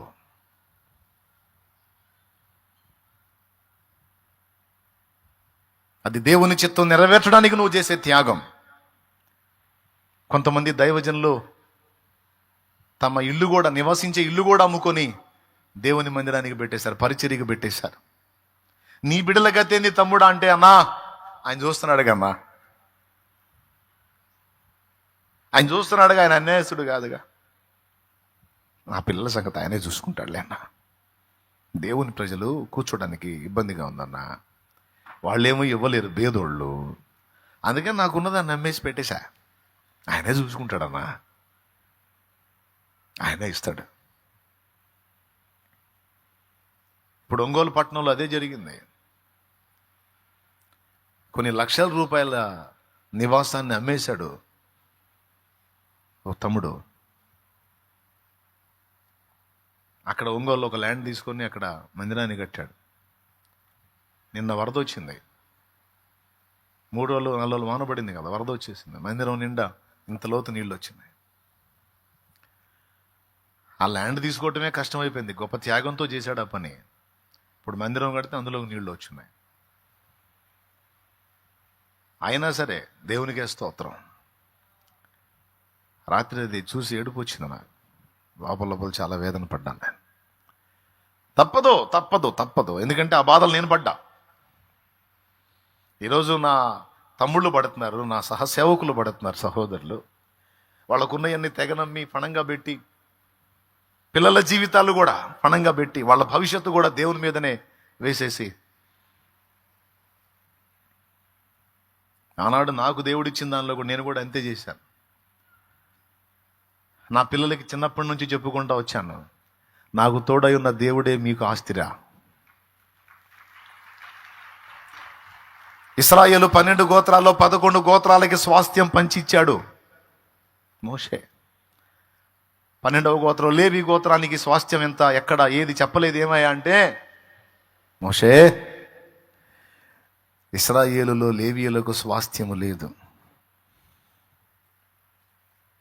జీవము గల దేవుడనగు నేనే, యెహోవానగు నేనే లేవీయుల స్వాస్థ్యము అన్నాడు. నేనే లేవీయులకు ఆస్తి, అంతే. వాళ్ళకి సొంతగా స్వాస్థ్యం ఉండకూడదు. నేనే వాళ్ళ ఆస్తి, నేనే వాళ్ళ అంతస్తు.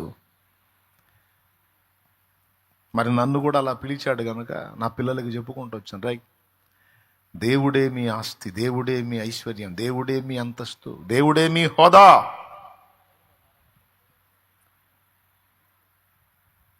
నేను కొద్ది గొప్ప చేశాను, నాకంటే ఎక్కువ భక్తి చేయాలి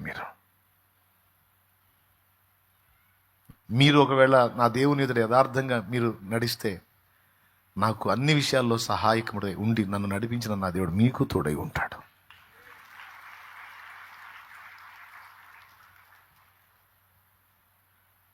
త్యాగం. మేఘాలలోన మెరుపుంచినావు, త్యాగాలయందేమా అనురాగాలుంచినావు. కొంతమంది కుటుంబ సభ్యులు తిడతారు, నీకేం వచ్చిందిరా, పిల్లలకు కూడా ద్రోహం చేస్తున్నావు, పిల్లలకు కూడా అన్యాయం చేస్తున్నావు, వాళ్ళకి ఏం రూపాయి లేకుండా చేస్తున్నావు, నీకు ఆ పిచ్చెక్కిందిరా, నీకు అమ్మాయి నీకు పిచ్చెక్కిందే, నీకు అంతా దేవుడు, అన్ని దేవుడు దేవుడు దేవుడు అని రేపు నీ పిల్లలు ముష్టెత్తుకోవాల్సి వచ్చిందే, ఏం చేస్తున్నావు నువ్వు? పర్వాలేదమ్మా, పర్వాలేదు నాన్న, నా పిల్లలకు నా దేవుడు ఉన్నాడు, ఆయన అన్యాయస్తుడు కాడు. నా పిల్లలకు నా దేవుడు ఉన్నాడు, ఆయన అన్యాయస్తుడు కాడు. నా త్యాగాన్ని చూడని గుడ్డివాడా నా దేవుడు? నా త్యాగాన్ని చూస్తున్నాడు నా దేవుడు, నాకు న్యాయం తీరుస్తాడు. ఇంకా చెప్పాలంటే నాకు కలిగింది నేను నా దేవుని కొరకు కేటాయించాను, నా బిడ్డలకి వాళ్ళు పట్టజాలనంత నా దేవుడు ఇస్తాడు. ఇయ్యకపోయినా పర్వాలా, ఇస్తాడు నా దేవుడు, తప్పు చేయడు. ఎట్లమ్మా నీ బ్రతుకు పోరాటం, ఎట్లరా, ఎట్లా నీ జీవితం అంటే, సాగలేని జీవిత సమరములో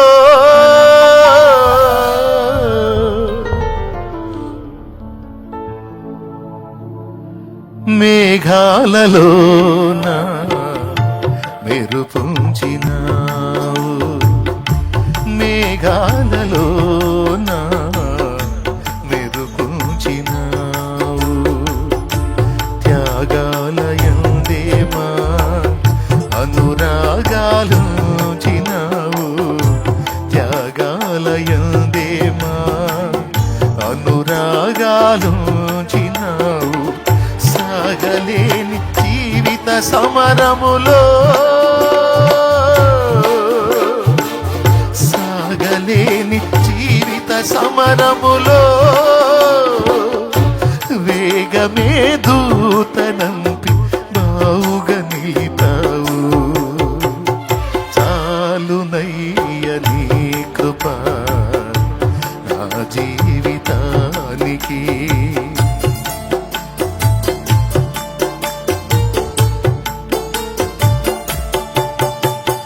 చాలునయ్య నీ కృప నా జీవితానికి.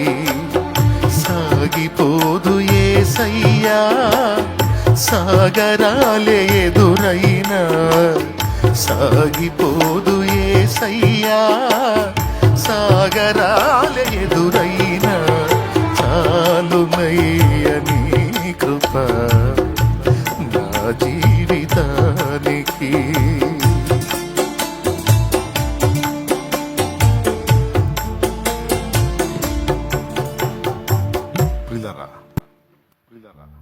మన త్యాగాన్ని కూడా చూడగోరుతాడు ఆయన.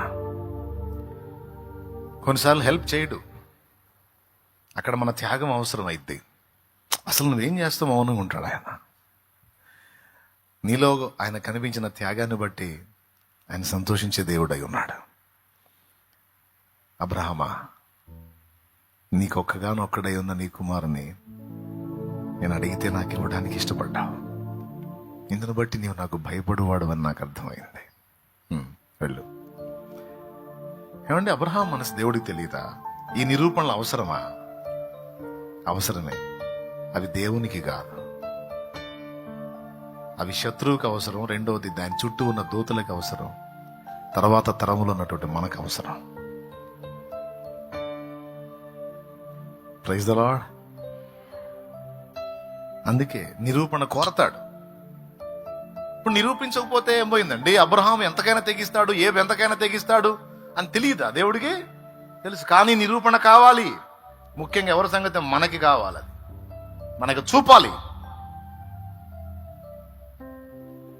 అబ్రహామా, వెళ్ళు, సముద్రపు తీరమునున్న ఇసుక రేణువులను నీవు లెక్కింపగలిగినడలా నీ సంతానమును నీవు లెక్క పెట్టవచ్చు.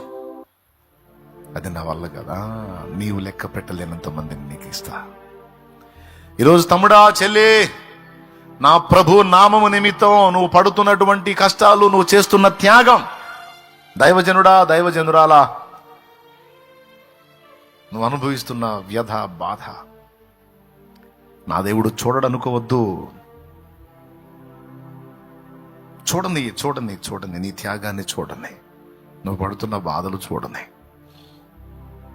ఖచ్చితంగా అబ్రహాముకి ఎలాగ పట్టజాలనంత కుమరించాడో, భవిష్యత్తులో నీవు పట్టజాలనంత కార్యాన్ని నా దేవుడు నీ లైఫ్లో చేయబోతున్నాడు. ఆ ఒక్క చోటే కాదు, ఇంకా చాలా చోట్ల నా సహసేవకులు, సహోదరులు ఎక్కడెక్కడెక్కడైతే సేవ చేస్తున్నారో అక్కడెల్లా కూడా ఒక ఫ్యామిలీ దర్శెళ్ళింది. అక్కడ గాలి కొట్టింది. ఉన్నదే పేద మందిరం, పేద పరిస్థితి అయితే అది కూడా లేచిపోయింది. రేకులు ముక్కలు ముక్కలుగా పగిలిపోయింది. అది దర్శిలో అనుభవం. అట్లా ఒక్కొక్క చోట ఒక్కొక్క రకం. మచిలీపట్నం మందిరంలో నీళ్లు వచ్చినాయి, మొత్తం నీళ్లు. అట్లా చాలా. అయినా పర్వాలా, దేవునికే స్తోత్రం. ఊళ్ళో వదిలిపెట్టి, సొంత ప్రాంతాలు వదిలిపెట్టి వెళ్ళిపోయారు సేవకే. ఆ ప్రజల కోసం అవసరమైతే అక్కడికి గ్యాదర్ అయ్యే కొద్ది మంది కోసం, ఎంతమంది రక్షించబడతారో అంతమంది కోసం నా లైఫ్ మొత్తాన్ని అక్కడే ఖర్చు పెట్టేస్తాను. ఆ జీవితాల కోసం, ఆ వ్యక్తుల కోసం, ఆ కుటుంబాల కోసం, ఆత్మరక్షణ కోసం నేను, నా బిడ్డలు, నా కుటుంబం, నా స్వదేశం, స్వజనం, సొంత ప్రాంతం మొత్తం వదులుకొని వారే నా ప్రజలను అక్కడికే వెళతాను, అక్కడే బ్రతుకుతానన్నా. నా త్యాగాన్ని నా దేవుడు చూస్తాడుగా. ఆ త్యాగాన్ని చూసైనా నా ప్రభు కదులుతాడుగా. వాళ్ళ హృదయాల్లో కార్యం చేస్తాడుగా. ఆత్మల్ని నాకు ఇస్తాడుగా. చూడాలి, చూడనియాలి. నీ త్యాగాన్ని కూడా దేవుడు చూడాలి. దేవుని నిమిత్తం నువ్వు చేసే త్యాగం, కుటుంబం కోసం నువ్వు చేసే త్యాగం, నిన్ను నమ్ముకొని నీ మీద అనుకున్న వాళ్ళ విషయంలో నువ్వు చేసే త్యాగం దేవుడు చూస్తాడు, జవాబిస్తాడు. చూడండి అండి. 4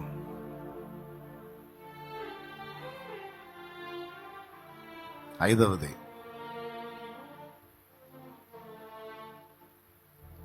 త్యాగాన్ని చూడండి అండి. 4వది 5వది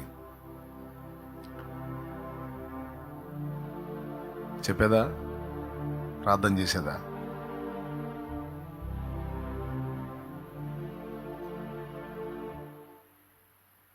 చాలా ఉన్నాయి, మరి మనం ఆయనకు చూపాల్సినవి. మన నమ్మకత్వాన్ని ఆయన చూడగోరుతాడు. మన నమ్మకత్వాన్ని దేవుడు వెతుకుతాడండి. ఎన్ని పరిస్థితులు వచ్చినా, ఎన్ని ప్రతికూలతలు వచ్చినా భక్తులు దేవుని పాదాలే పట్టుకున్నారు, కానీ దేవుణ్ణి విడిచి వెళ్ళలేదు.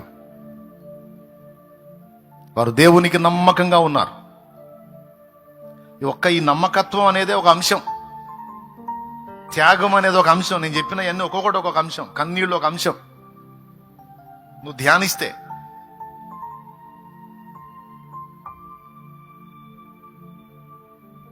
నీకు జరుగుతున్న అన్యాయం, కేవలం అన్యాయం ఒక అంశం.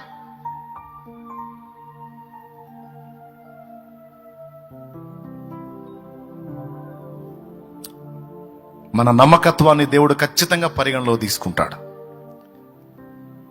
ఏ ఏ విషయాల్లో నమ్మకత్వం కలిగి ఉండాలో ఇక నీకు చెప్పేది ఏముంది, చాలాసార్లు నా ఉపదేశంలో చెప్పాను. నీకు అప్పగించిన పని, దేవుడు అప్పగించిన పనిలో నమ్మకంగా ఉండాలి. యోసేపు తన మీద దేవుడు ఆ శ్రమల కాడి ఉంచినప్పుడు పాపం నానా బాధలు పడ్డాడు. బానిసగా పోతీఫెరో ఇంటికి వెళ్ళాడు, అక్కడ నమ్మకంగా ఉన్నాడట. జైలుకి వెళ్ళాడు, అక్కడ నమ్మకంగా ఉన్నాడట. చివరికి ఫరో ఆస్థానానికి వెళ్ళాడు, అక్కడ కూడా నమ్మకంగా ఉన్నాడట. తండ్రి దగ్గర ఉన్నప్పుడు ఇక్కడ తండ్రికి నమ్మకంగా ఉన్నాడు. ఎక్కడైనా సరే యోసేపు లైఫ్ మొత్తంలో మీరు ప్రధానంగా చూడొచ్చు, నమ్మకమే ప్రధానంగా బ్రతికాడు ఆయన.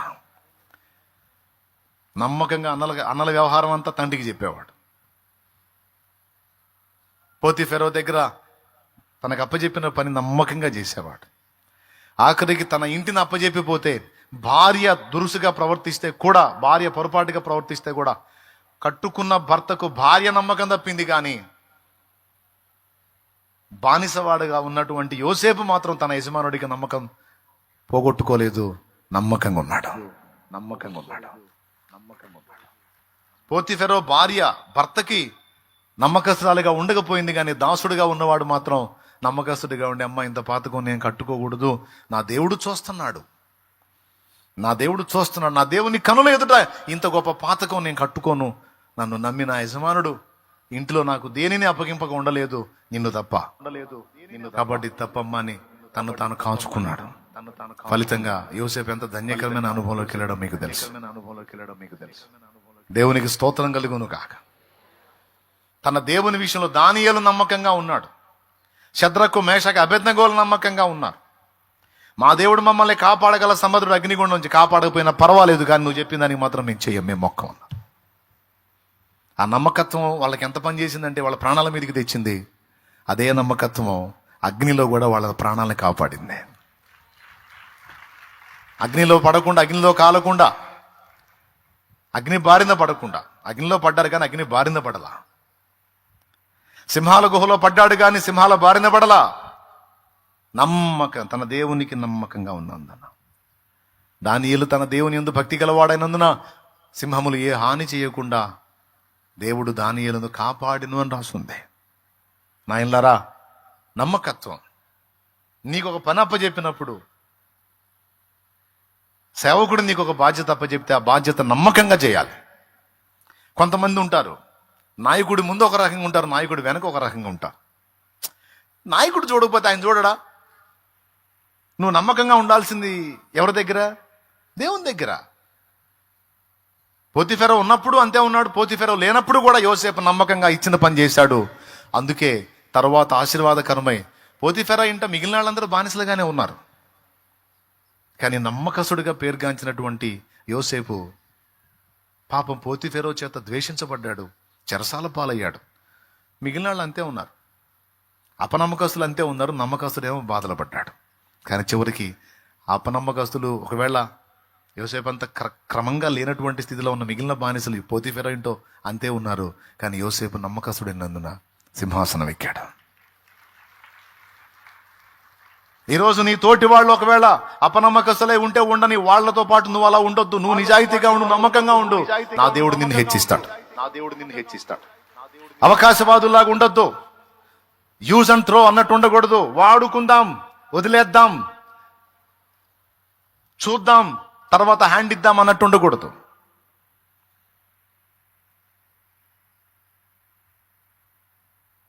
నమ్మకంగా ఉండాలి.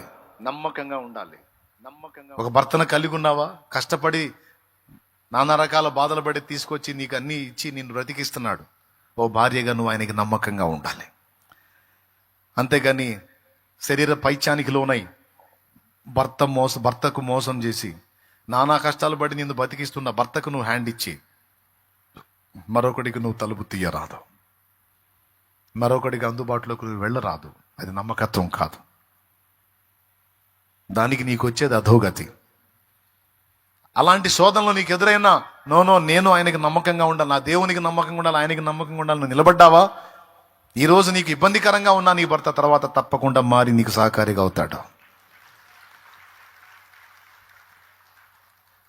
నీ భార్య అలా మారిపోతుంది. నేను చెప్తున్నాను, ఇతరులు నాకు నమ్మకంగా లేరు కనుక నేను కూడా నమ్మకంగా ఉండను అని నువ్వు అనుకోవద్దు బిడ్డ. వాళ్ళు అపనమ్మకస్తులైనా నువ్వు నమ్మకంగా ఉండు. ఇప్పుడు మనం అపనమ్మకస్తులమా కాదా? కానీ మన దేవుడు మనకు నమ్మకస్తుడిగా ఉన్నాడు. చూడు, ఉన్నాడా లేదా? నమ్మకమైనడు కదా. రైట్, నీవు కూడా అలాగ నేర్చుకో, నేను నేర్చుకోవాలి, మనం నేర్చుకుందాం. నమ్మకంగా ఉండటానికి సాధన చేద్దాం. ఎందుకంటే మన నమ్మకత్వం ఏ పాటిదో ఆయన చూస్తాడు. నీ నమ్మకత్వాన్ని దేవుణ్ణి చూడనివ్వు. అది నువ్వు పనిచేసే స్థలంలో అయినా, దేవుని విషయంలో అయినా. కొంతమంది ఏం చేశారు, బాప్తిసం కూడా తీసుకొని దేవునికి నమ్మకస్తులుగా ఉండగలేదు. వాళ్ళకేదో కొన్ని కార్యాలు జరగనందున వాళ్ళు వెళ్ళి మళ్ళీ విగ్రహారాధనకి వెళ్ళిన అపనమ్మకస్తులు ఉన్నారు. మనం అలా ఉండొద్దు. మా దేవుడు రక్షింపగల సమర్థుడు, రక్షింపకపోయినా పర్వాలేదు అన్న శద్రకు మేషకు అబేద్నెగోల మాటలాగా మన మాట ఉండాలి.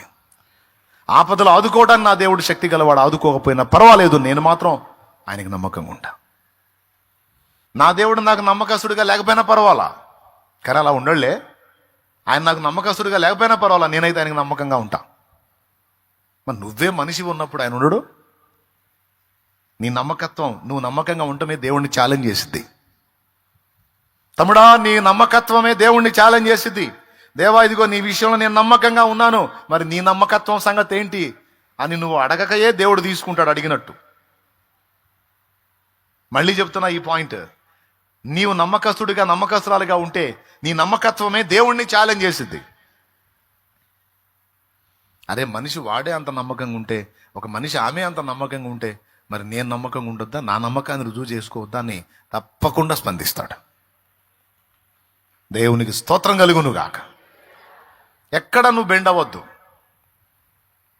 ఎక్కడ నువ్వు అడుగులు జారొద్దు, ఓపిక పట్టు, నమ్మకత్వాన్ని కోల్పోవద్దు. నువ్వు సేవలో ఉన్నావా, ఫస్ట్ దేవునికి, నిన్ను నియమించిన దైవజనునికి నువ్వు నమ్మకంగా ఉండాలి. కొంతమందిని చూశాను నేను, అవకాశవాదులుగా కనపడ్డారు కొంతమంది. నన్ను వెంబడించే వాళ్ళలోనే కొంతమందిని ఆ టైపులో చూశాను, కొంతమంది నమ్మకమైన మనుషుల్ని చూశాను నేను. ఒకటే మాట, నిన్ను నియమించిన వానికి నువ్వు నమ్మకంగా ఉంటే నువ్వు దేవునికి నమ్మకంగా ఉన్నట్టు. నమ్మకమైన వానికి దీవెనలు మెండుగా కలుగునన్నాడు. సామెతల గ్రంథం 28:20 మీరే చూసుకోండి. ఇక ముగిస్తున్నా.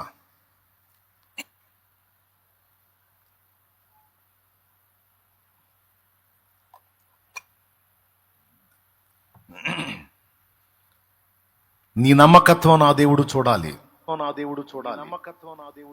28:20 అది చాలు.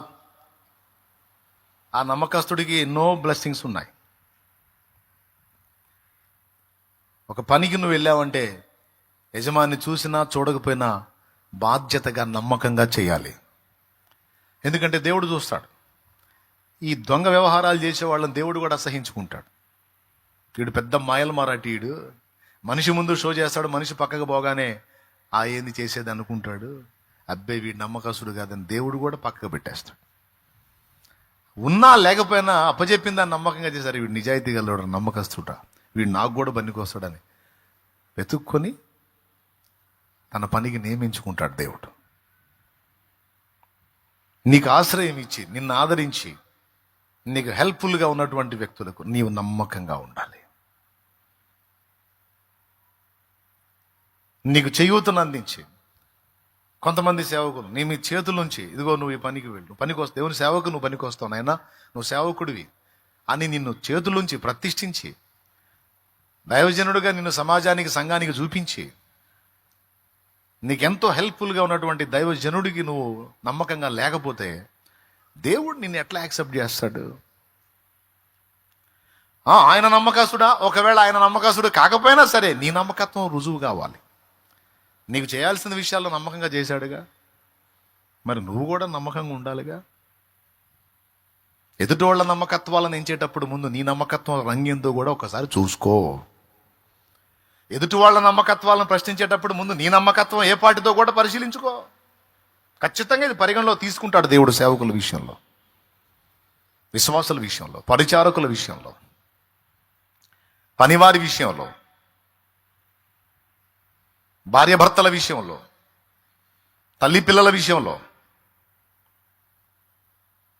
పిల్లల గుండెల్లో కూడా ఈ భయం ఉండాలి. నన్ను నమ్మి నా తల్లిదండ్రులు స్వేచ్ఛగా విడిచిపెట్టారు, నేను వారికి గుండె కోత మిగిల్చకూడదు, నేను వారికి నమ్మకంగా ఉండాలి. నువ్వు కూతురువైనా కొడుకువైనా సరే నీ గుండెల్లో ఒక భయం ఉండాలి. నిన్ను నమ్మారు తల్లిదండ్రి, వాళ్లకు గుండె కోత మిగిల్చేటట్టు నువ్వు ఉండకూడదు. తెలిసి తెలియక ఏదైనా పొరపాట్లు ఉంటే దిద్దుకొని సరి చేసుకొని నీవు లైన్లో ఉండాలి. ఆయన నమ్మకస్తుల్ని దృష్టించే దేవుడు. దేవునికి స్తోత్రం కలుగును గాక. చెప్పండి గట్టిగా.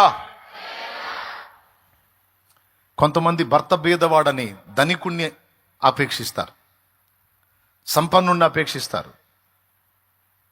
నువ్వు సంపన్నుడు అనుకున్నాడు ఒకరోజు దరిద్రుడు కావచ్చు. ఈరోజు భేదవాడుగా ఉన్న నీ భర్త రేపు ఉన్నతమైన స్థితికి ఎదగొచ్చు. చేస్తాడు నా దేవుడు. ఈరోజు అందగాడు అనుకున్నాడు కురూపిగా మారొచ్చు. ఈరోజు వికారంగా ఉన్నాడు అన్నాడు రేపు నీకు చక్కని విధంగా మార్పు చెందొచ్చు. కాబట్టి దేవుడు నీకు ఇచ్చింది శ్రేష్టమైంది. దాని వైపే నువ్వు చూడాలి, కానీ రెండో దాని వైపు నువ్వు చూడకూడదు. ప్రభువుకు మహిమ కలుగును గాక. ఎంతమందికి అర్థమవుతుంది?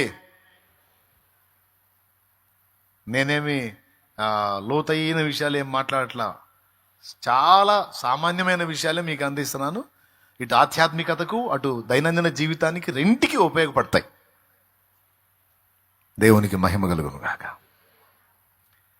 దేవునికి ఇచ్చే విషయంలో, దేవుని కోసం ఖర్చు చేసే విషయంలో, దేవుని కోసం త్యాగం చేసే విషయంలో, దేవుణ్ణి ప్రేమించే విషయంలో, దైవ సేవ చేసే విషయంలో, మనకున్న టాలెంట్స్ దేవుని కోసం వినియోగించే విషయంలో,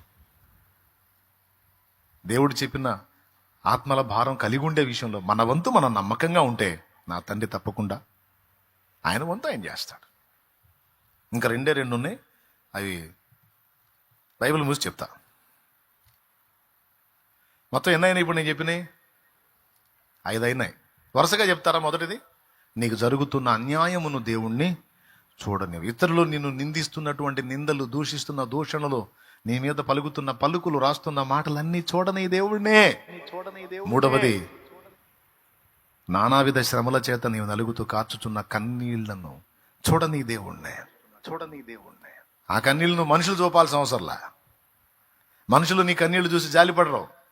మొదటిసారి జాలిపడిన, రెండోసారి ఇసుకిచ్చుకుంటారు. నీ కన్నీళ్లు చూసి కరిగిపోయే గుండె ఒక్కటే ఉంది, అది నా దేవుని హృదయం. 3, 4వది త్యాగం. మన త్యాగం చూడని. దేవుని మాట కోసం మన సమర్పణ, మన ప్రతిష్ట చూడని దేవుణ్ణి చూపించు. ఆయన వెతుకుతున్నాడు. ఏరా నువ్వు ఎక్కడున్నావు, తేడాగా ఉన్నావు, నువ్వు సరి చేసుకో అంటాడు. 5వది నమ్మకత్వం. ఓకేనా? సూపర్. 2 ఉన్నాయి, సూపర్ విషయాలు. ఇంకా చాలా ఉన్నాయిలే, కానీ ఈ పూటకి ఇంకో 2. ఇప్పుడు 5 చెప్పా. ఈ 5 గుర్తుంటాయో ఉండో, దేవునికే స్తోత్రం. ఏం చేద్దాం, అంతా అయిందయా. ఇంకా 2. 6వది విషయం ఏంటంటే కృతజ్ఞతా బుద్ధి. దాన్ని చూస్తాడు. కృతజ్ఞతా బుద్ధి చూస్తాడు ఆయన. దేవుని ద్వారా పొందిన మేలుకైనా, మనుషుల ద్వారా పొందిన మేలుకైనా మనం ఎంతవరకు కృతజ్ఞత కలిగి ఉన్నాం. మన నమ్మకత్వంతో పాటు మన కృతజ్ఞత ఏ పాటితో కూడా చూస్తాడు ఆయన.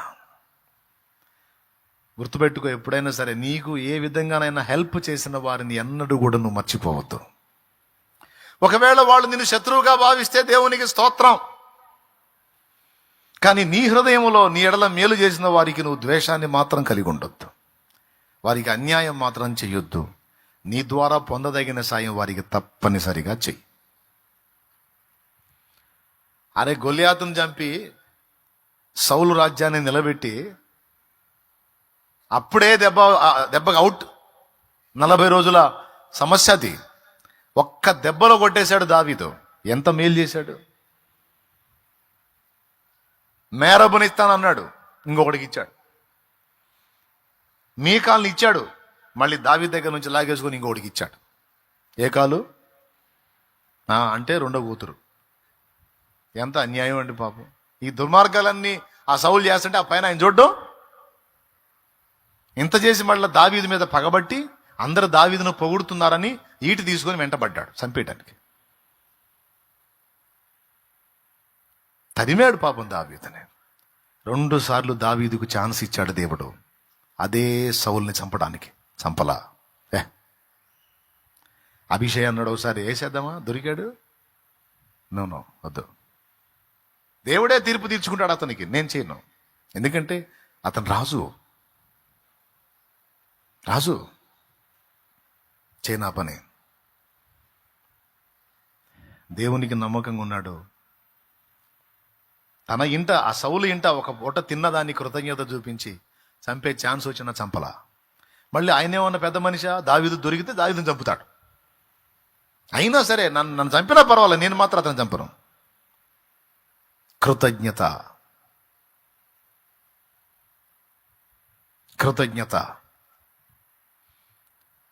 యోనాతాను యుద్ధంలో చనిపోతే, సౌలు యోనాతానులు తండ్రి కొడుకులు యుద్ధంలో చనిపోతే, యోనాతాను సంతానం ఎవరన్నా ఉన్నారా అని వెతికి తెప్పించుకొని రాజు కూర్చునే ప్రదేశంలో అతన్ని కూర్చోబెట్టి, మెఫీబోషెతును కూర్చోబెట్టుకొని ఆతిథ్యం చేశాడు. బ్రతుకాలం పోషిస్తానని మాటిచ్చాడు. అంటే యోనాతాను మిస్ అయినందుకు యోనాతాను సంతానానికి దయ చూపాడు దావీదు. సోదరులారా, నేను చెప్తున్న అవసరం అనుకుంటున్నారో అనవసరం అనుకుంటున్నారో నాకైతే తెలియదు. ఇవన్నీ దేవుడు మెచ్చే సుగుణాలు. వీటిని మనం సాధన చేస్తామా, వీటి విషయంలో మనం కేర్ఫుల్గా ఉంటిమా, నిశ్చయంగా దావీదుకు తోడై ఉన్న దేవుడు, అబ్రహాముకు తోడై ఉన్న దేవుడు మీకును నాకును కూడా తోడై ఉండి మనకు ఎదురు లేకుండా చేస్తాడు.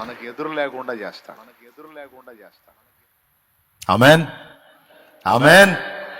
ఏం బుద్ధినానా? కృతజ్ఞత. పట్టెడన్నం కుక్కకై నువ్వు చచ్చిందాక మర్చిపోదు. అది కుక్క, అదేమన్నా మంచిదా? కక్కి తిరిగి తినేది కుక్క, అసహ్యమైన జీవి అనుకుందాం. కానీ విశ్వాసంలో పట్టెడన్నం దానికి చచ్చిందాక గుర్తుపెట్టుకుంటుంది. ఈరోజు అన్నం పెట్టి నువ్వు 5 ఏళ్ల తర్వాత నువ్వు కనపడితే నీ వాసనను గుర్తుపట్టి అది తోకూపిద్ది నీ దగ్గరికి వచ్చి, సిస్టర్ బాగున్నావా, 5 ఏళ్ల క్రితం నాకు అన్నం పెట్టావు గుర్తుందని. అలాగే నీకు ఎవరెవరు ఏ సమయాల్లో ఏ విధంగా హెల్ప్ చేశారో వాళ్ళని మర్చిపోవద్దు. అలాంటి బుద్ధి నీ గుండెల్లో నింపుకొని ఉంటే పిచ్చగా నచ్చుతావు దేవుడికి. నచ్చుతావు అంతే.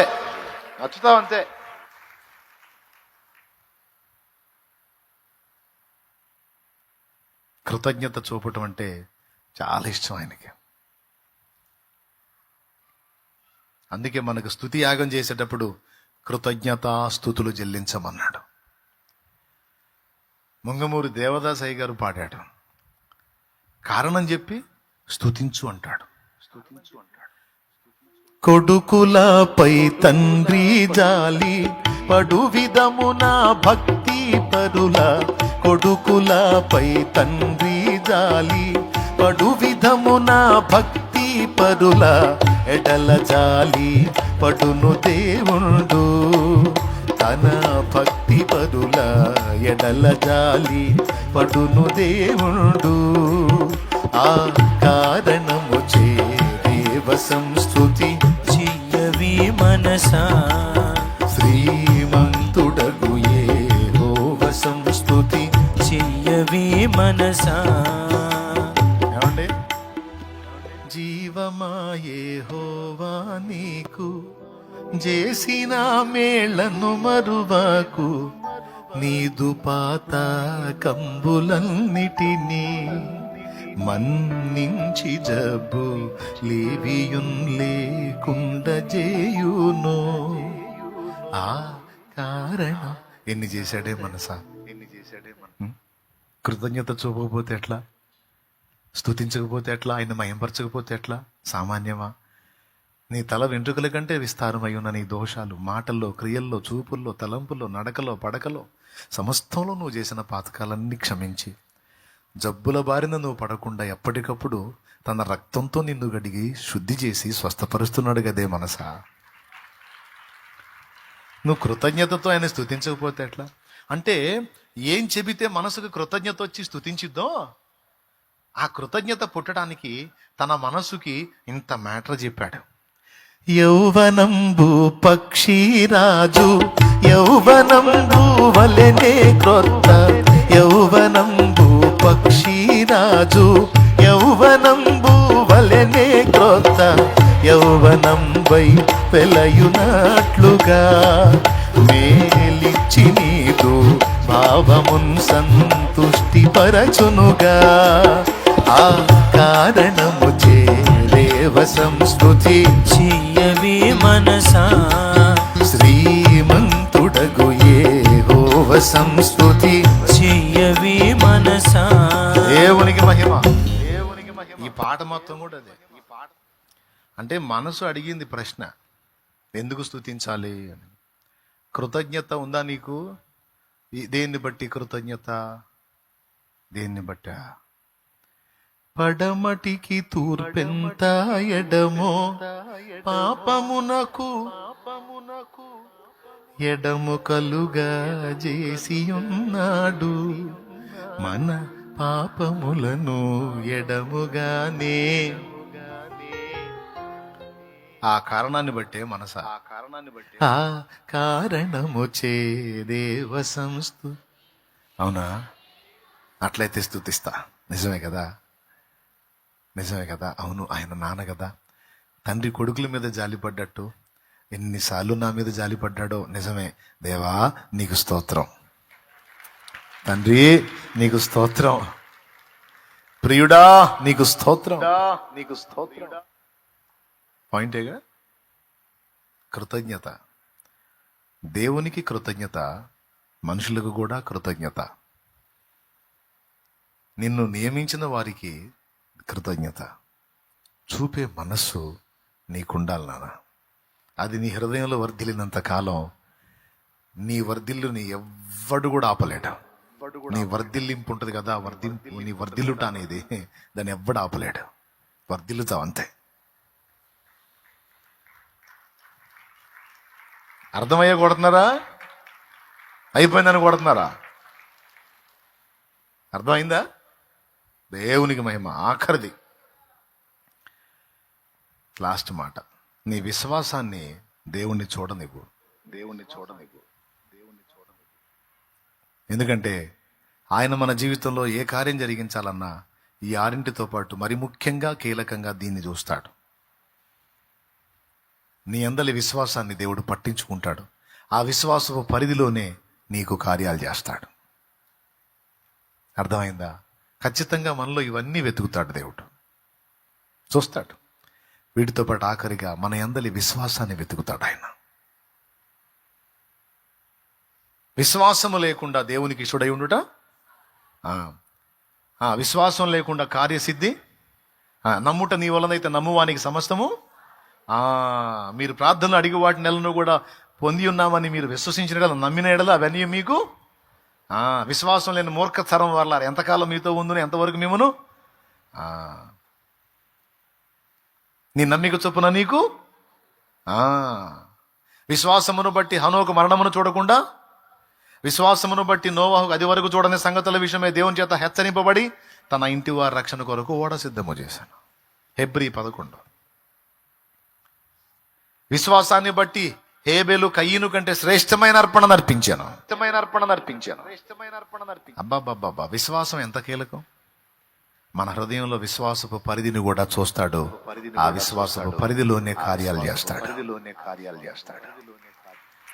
ఇవన్నీ ఏముందిలే అనుకోవద్దు. కన్నీటి ప్రార్థన, త్యాగం, నమ్మకత్వం, కృతజ్ఞతా బుద్ధి, విశ్వాసం.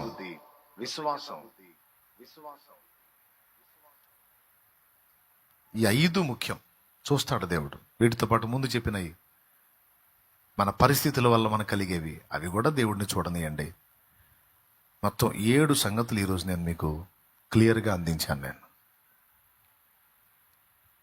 నా మట్టుకు వీటిలో నేను సాధన చేసుకుంటా ఉంటాను. ఎందుకంటే తండ్రికి నచ్చేవి అవి. కొన్నిసార్లు అభ్యంతరం ఎదురైనప్పుడు ఆయన పాదాలు పట్టుకొని క్షమాపణ అడుక్కుంటున్నాను, సరిదిద్దుకొని మళ్ళా తీర్మానం చేసుకొని, దేవా నన్ను బలపరచు నాయన, నీ కోసం నిలబడతానయ్యా, నాకు సహాయం చేయని అడుక్కుంటున్నా. నన్ను వెంబడించే బిడ్డలుగా అనేక పర్యాయాలు ఈ విషయాలు మీకు అందించినప్పటికీ మరొక్కసారి హెచ్చరించుట యుక్తమని వీటిని మళ్ళా మీకు గుర్తు చేశాను. మీలో అనేకులు వీటిని ఎరుగున్నప్పటికీ కూడా మళ్ళా నేను వాటిని సూచించకపోతే మీ తలంపులు అవి మర్చిపోతారు. అందుకే మళ్ళా వాటిని జ్ఞాపకం చేసుకొని మీకు తెలియజేశాను. చెప్పండి, మన దేవుడు ఏ దేవుడు? ఎల్ రోయి. ఓకే, చూస్తాడా? చివరిలో మన విశ్వాసాన్ని కూడా ఆయన చూస్తాడు. గుర్తుపెట్టుకో, విశ్వాస సంబంధమైన క్రియ నువ్వు ప్రదర్శించినప్పుడు దేవుడు దాన్ని చూసి నీ పక్షంగా కదులుతాడు. నీ విశ్వాస్యతను అండ్ విశ్వాసాన్ని, విశ్వాస్యత అంటే నమ్మకత్వం, ముందే చెప్పాను. విశ్వాసం, దాన్ని చూస్తాడు ఆయన. విశ్వాసాన్ని బట్టే కదిలాడు అబ్రహాం. ఫలితంగా వాగ్దత్త దేశమైన కనానుకు చేరి దాన్ని స్వతంత్రించుకున్నాడు. విశ్వాసాన్ని బట్టే. భక్తులందరూ విశ్వాసాన్ని బట్టే. ఈరోజు నేను, మీరు ఇప్పటి వరకు పొందినవన్నీ విశ్వాసాన్ని బట్టే. కాబట్టి మన విశ్వాస పరిధి కూడా దేవుడు చూడాలి. చూడనియండి, దేవుని కార్యాలు జరుగుతాయి. ఇంక దీని గురించి నేను విపులంగా వివరించాల్సిన అవసరం లేదు. ఇక మీరు లేవచ్చు.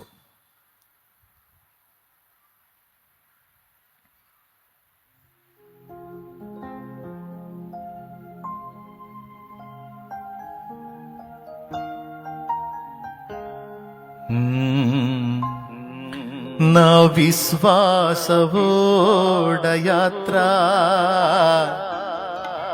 కొనసాగుచున్నది.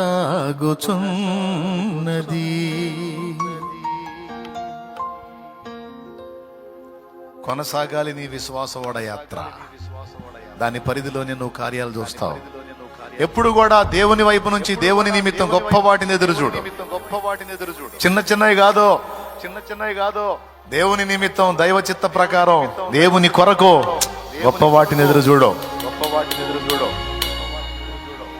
శ్రేష్టంగా చూడు, ఉన్నతంగా చూడు.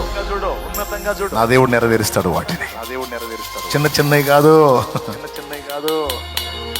నా జీవిత యాత్రలో ఎన్నో తుఫానులు, నా జీవిత యాత్రలో ఎన్నో తుఫానులు, అయినా నా యేసు నా పక్షమయ్యుండగా, అయినా నా యేసు నా పక్షమయ్యుండగా, తుఫాను నడచి కెరటాల నాపి నడిపించును నా యేసయ్యా. తుఫాను నడచి కెరటాల నాపి నడిపించును నా యేసయ్యా. నా విశ్వాసవోడ యాత్ర కొనసాగుచున్నది. నా విశ్వాసవోడ యాత్ర కొనసాగుచున్నది. దేవునికి మహిమ కలుగును గాక. విశ్వాసంతో నువ్వు వేసే అడుగులు దేవుడు చూస్తాడు.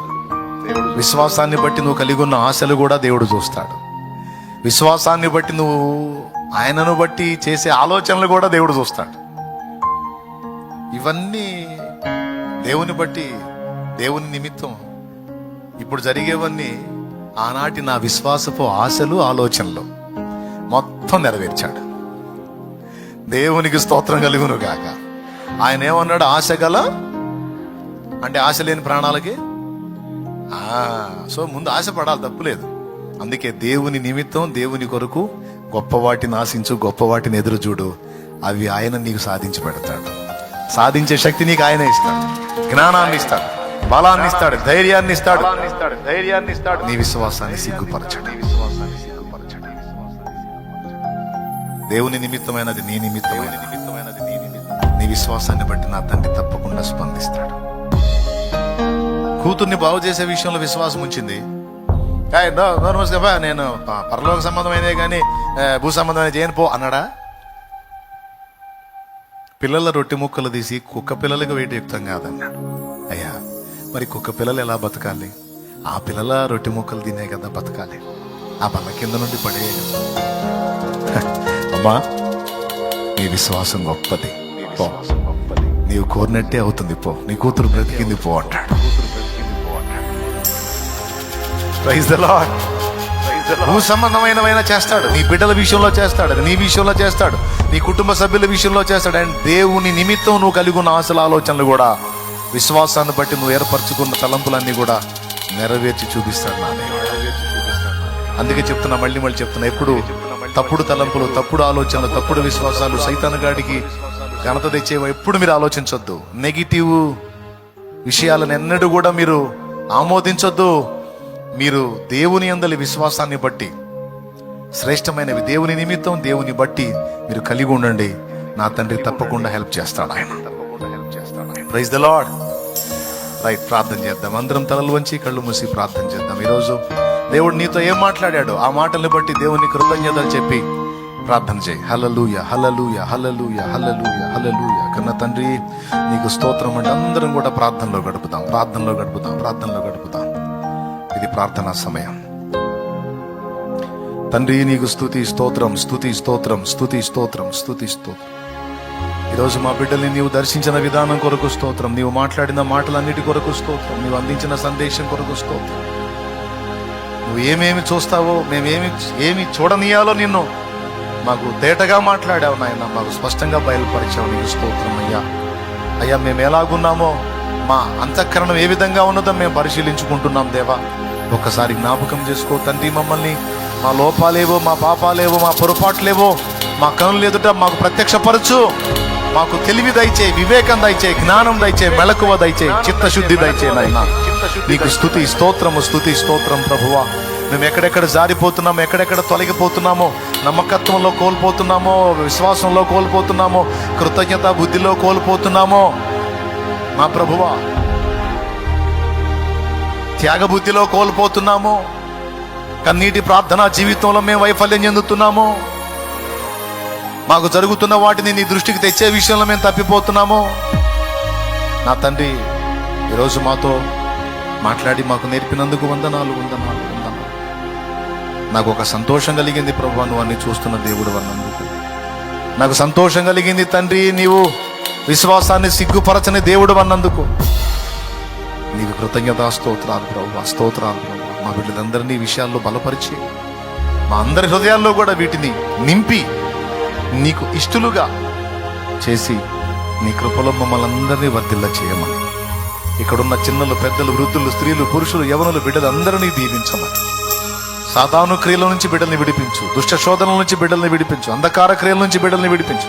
పరిశుద్ధాత్మ వలన ఆదరణ, అభిషేకం, ఆశీర్వాదం, ఆరోగ్యం, దీవెన, స్వస్థత, ప్రతికూలతలు, బాధలు, వ్యాధులు, సమస్యల నుంచి విడుదల, అప్పుల బాధలు, ఆర్థిక ఇబ్బందుల నుంచి విడుదల, ఒంటరితనాల నుంచి విడుదల బిడ్డలకు అనుగ్రహించి సమాధానంతో నింపి నీవు సహాయకుడు మా అందరినీ బలపరచము. ఇక్కడున్నవారు ఆయా ప్రాంతాల్లో, ఆయా దేశాల్లో ఉండి కూడా లైవ్లోకి వచ్చినటువంటి బిడ్డలందరినీ కూడా పేరు పేరున నీ చేతులకి అప్పగించుకుంటూ వారి ఎడల నీ కృపా కార్యములను నెరవేర్చమని యేసు ప్రశస్త నామములో ప్రార్థించి పొంది ఉన్నాము తండ్రి. ఆమేన్, ఆమేన్, ఆమేన్. మన తండ్రి అయిన దేవుని ప్రేమ, ఆయన ప్రియ కుమారుడు, మనందరి ప్రాణప్రియుడైన యేసయ్య శాశ్వత నిత్య కృప, పరిశుద్ధాత్మతోడి మనోహర దివ్య సహవాసం, సమాధానం సమకూడిన మనకు, సకల పరిశుద్ధులకు, సార్వత్రిక సంఘమంతటికి సదాతోడే మనందరం నిత్యత్వంలో చేరు పర్యంతం మనల్ని నడిపించును గాక. ఆమేన్. ప్రభేసు రక్తమునకు జై, ప్రభేసు రక్తమునకు జై, ప్రభేసు నామునకు సంపూర్ణ విజయం కలుగును గాక. ఆమేన్. హల్లెలూయా, హల్లెలూయా, హల్లెలూయా, హల్లెలూయా. మీరు తెచ్చుకున్న నూనె నిమిత్తం, అలాగే మీకోసం ఈరోజు అశోక్ ప్రార్థన చేస్తాడు. క్యూలో మీరు వెళ్ళొచ్చు. అశోక్ మీకోసం మీ మీద చేతులుంచి ప్రార్థనలో మీ మీద చేతులు ఉంచుతాడు. దైవజనుడు అశోక్ అన్న మీకోసం ప్రార్థన చేస్తాడు. వెళ్ళండి. ప్రార్థన చేయించుకోవాలనుకున్న వాళ్ళు క్యూలోకి వెళ్ళిపోండి. అశోక్ అన్న వస్తాడు.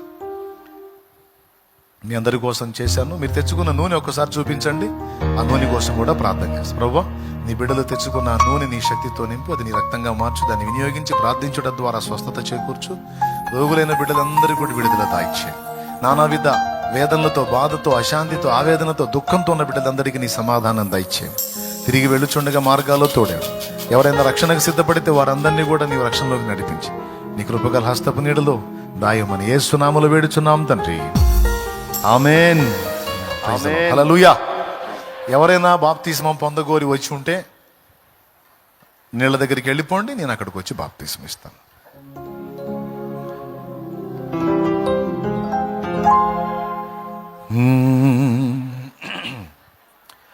చాలునయ్య నీ కృపా నా జీవితానికి,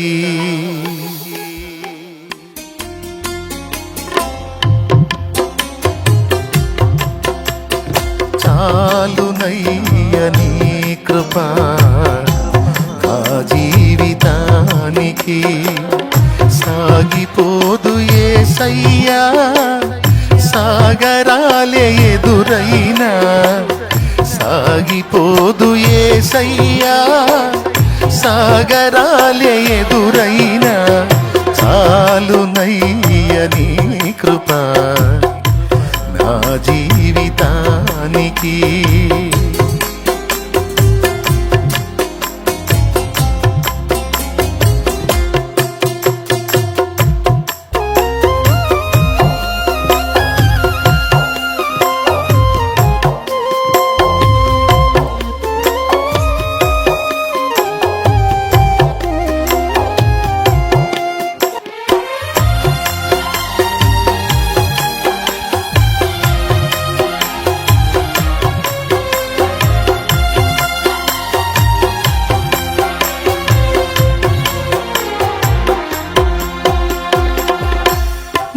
మేఘాలలోన మెరుపుంచినావు,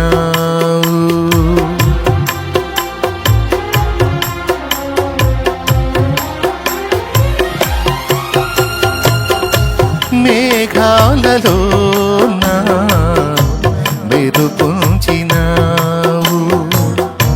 త్యాగాలయందేమా అనురాగాలుంచినావు, త్యాగాలయందేమా అనురాగాలుంచినావు. సాగలేని జీవిత సమరములో, సాగలేని జీవిత సమరములో వేగమే దూతనంటి బావుగా నిలితావు. చాలునయ్య నీ కృపా నా జీవితానికి.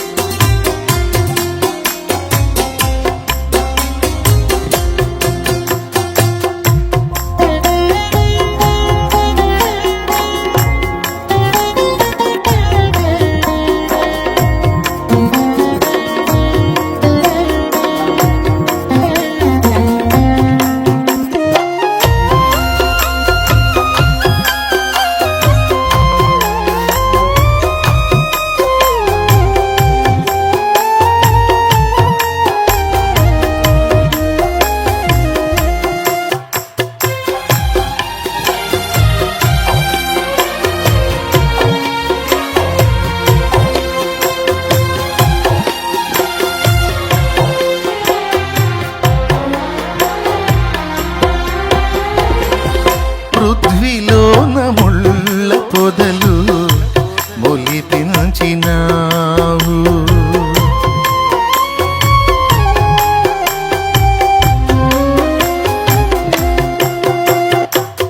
పృథ్వీలోన ముళ్ళ పొదలు మొలిపించినావు. ప్రతి నరుని జీవితాన ముళ్ళుంచినావు, ప్రతి నరుని జీవితాన ముళ్ళుంచినావు. వెదుకగ ప్రభువుకి ముళ్ళ కిరీటమా, వెదుకగ ప్రభువుకి ముళ్ళ కిరీటమా. లేదు మాకు నీ కృప ముళ్ళకు తేరుగా. చాలునయ్య నీ కృప నా జీవితానికి. జీవితానికి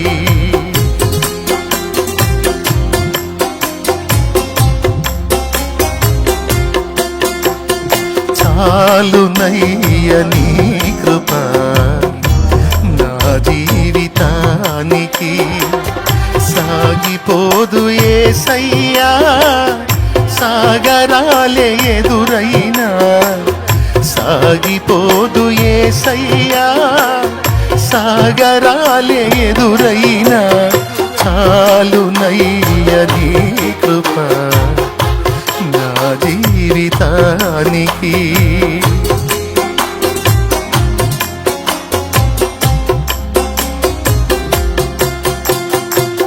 ఆమేన్. హల్లెలూయా. Praise the lord. హల్లెలూయా. హల్లెలూయా. మీ అందరికి వందనాలు. రక్షణ కోసం ఎవరైనా తీర్మానించుకొని వచ్చి ఉంటే నీళ్ళ దగ్గరికి వచ్చేసేయండి, అక్కడ కలుస్తాను, బాప్తిస్మం ఇస్తాను. ప్రార్థన సహాయం పొందగోరిన వాళ్ళు ఈరోజు అశోకాన్ని ప్రార్థన చేస్తాడు, చేయించుకోండి. మీ అందరికి వందనాలు, దైవాశీస్సులు. లైవ్లో ఉన్న వాళ్ళకి, జూమ్లో కనిపించిన బిడ్డలకి అందరికీ కూడా హృదయపూర్వక వందనాలు. చెప్పిన విషయాలు పునఃధ్యానించుకొని పునఃధ్యానం అంటే మళ్ళీ ధ్యానించుకొని కొంచెం మీ మనసులు సరి చేసుకోండి. దేవుడు మెచ్చే విషయాలు నేను ఈరోజు మీతో పంచుకున్నాను, సరి చూసుకోండి. తప్పకుండా నా తండ్రి ఆయన లేయాను బ్లెస్ చేసిన దేవుడు, లేయాను చూసిన దేవుడు నిన్ను చూస్తున్నాడు, తప్పకుండా మీ అందరినీ చూస్తున్నాడు. ఆయన జోక్యం చేసుకుంటాడు, మీరు కూడా చూస్తారు కార్యం. God bless you. సెలవు.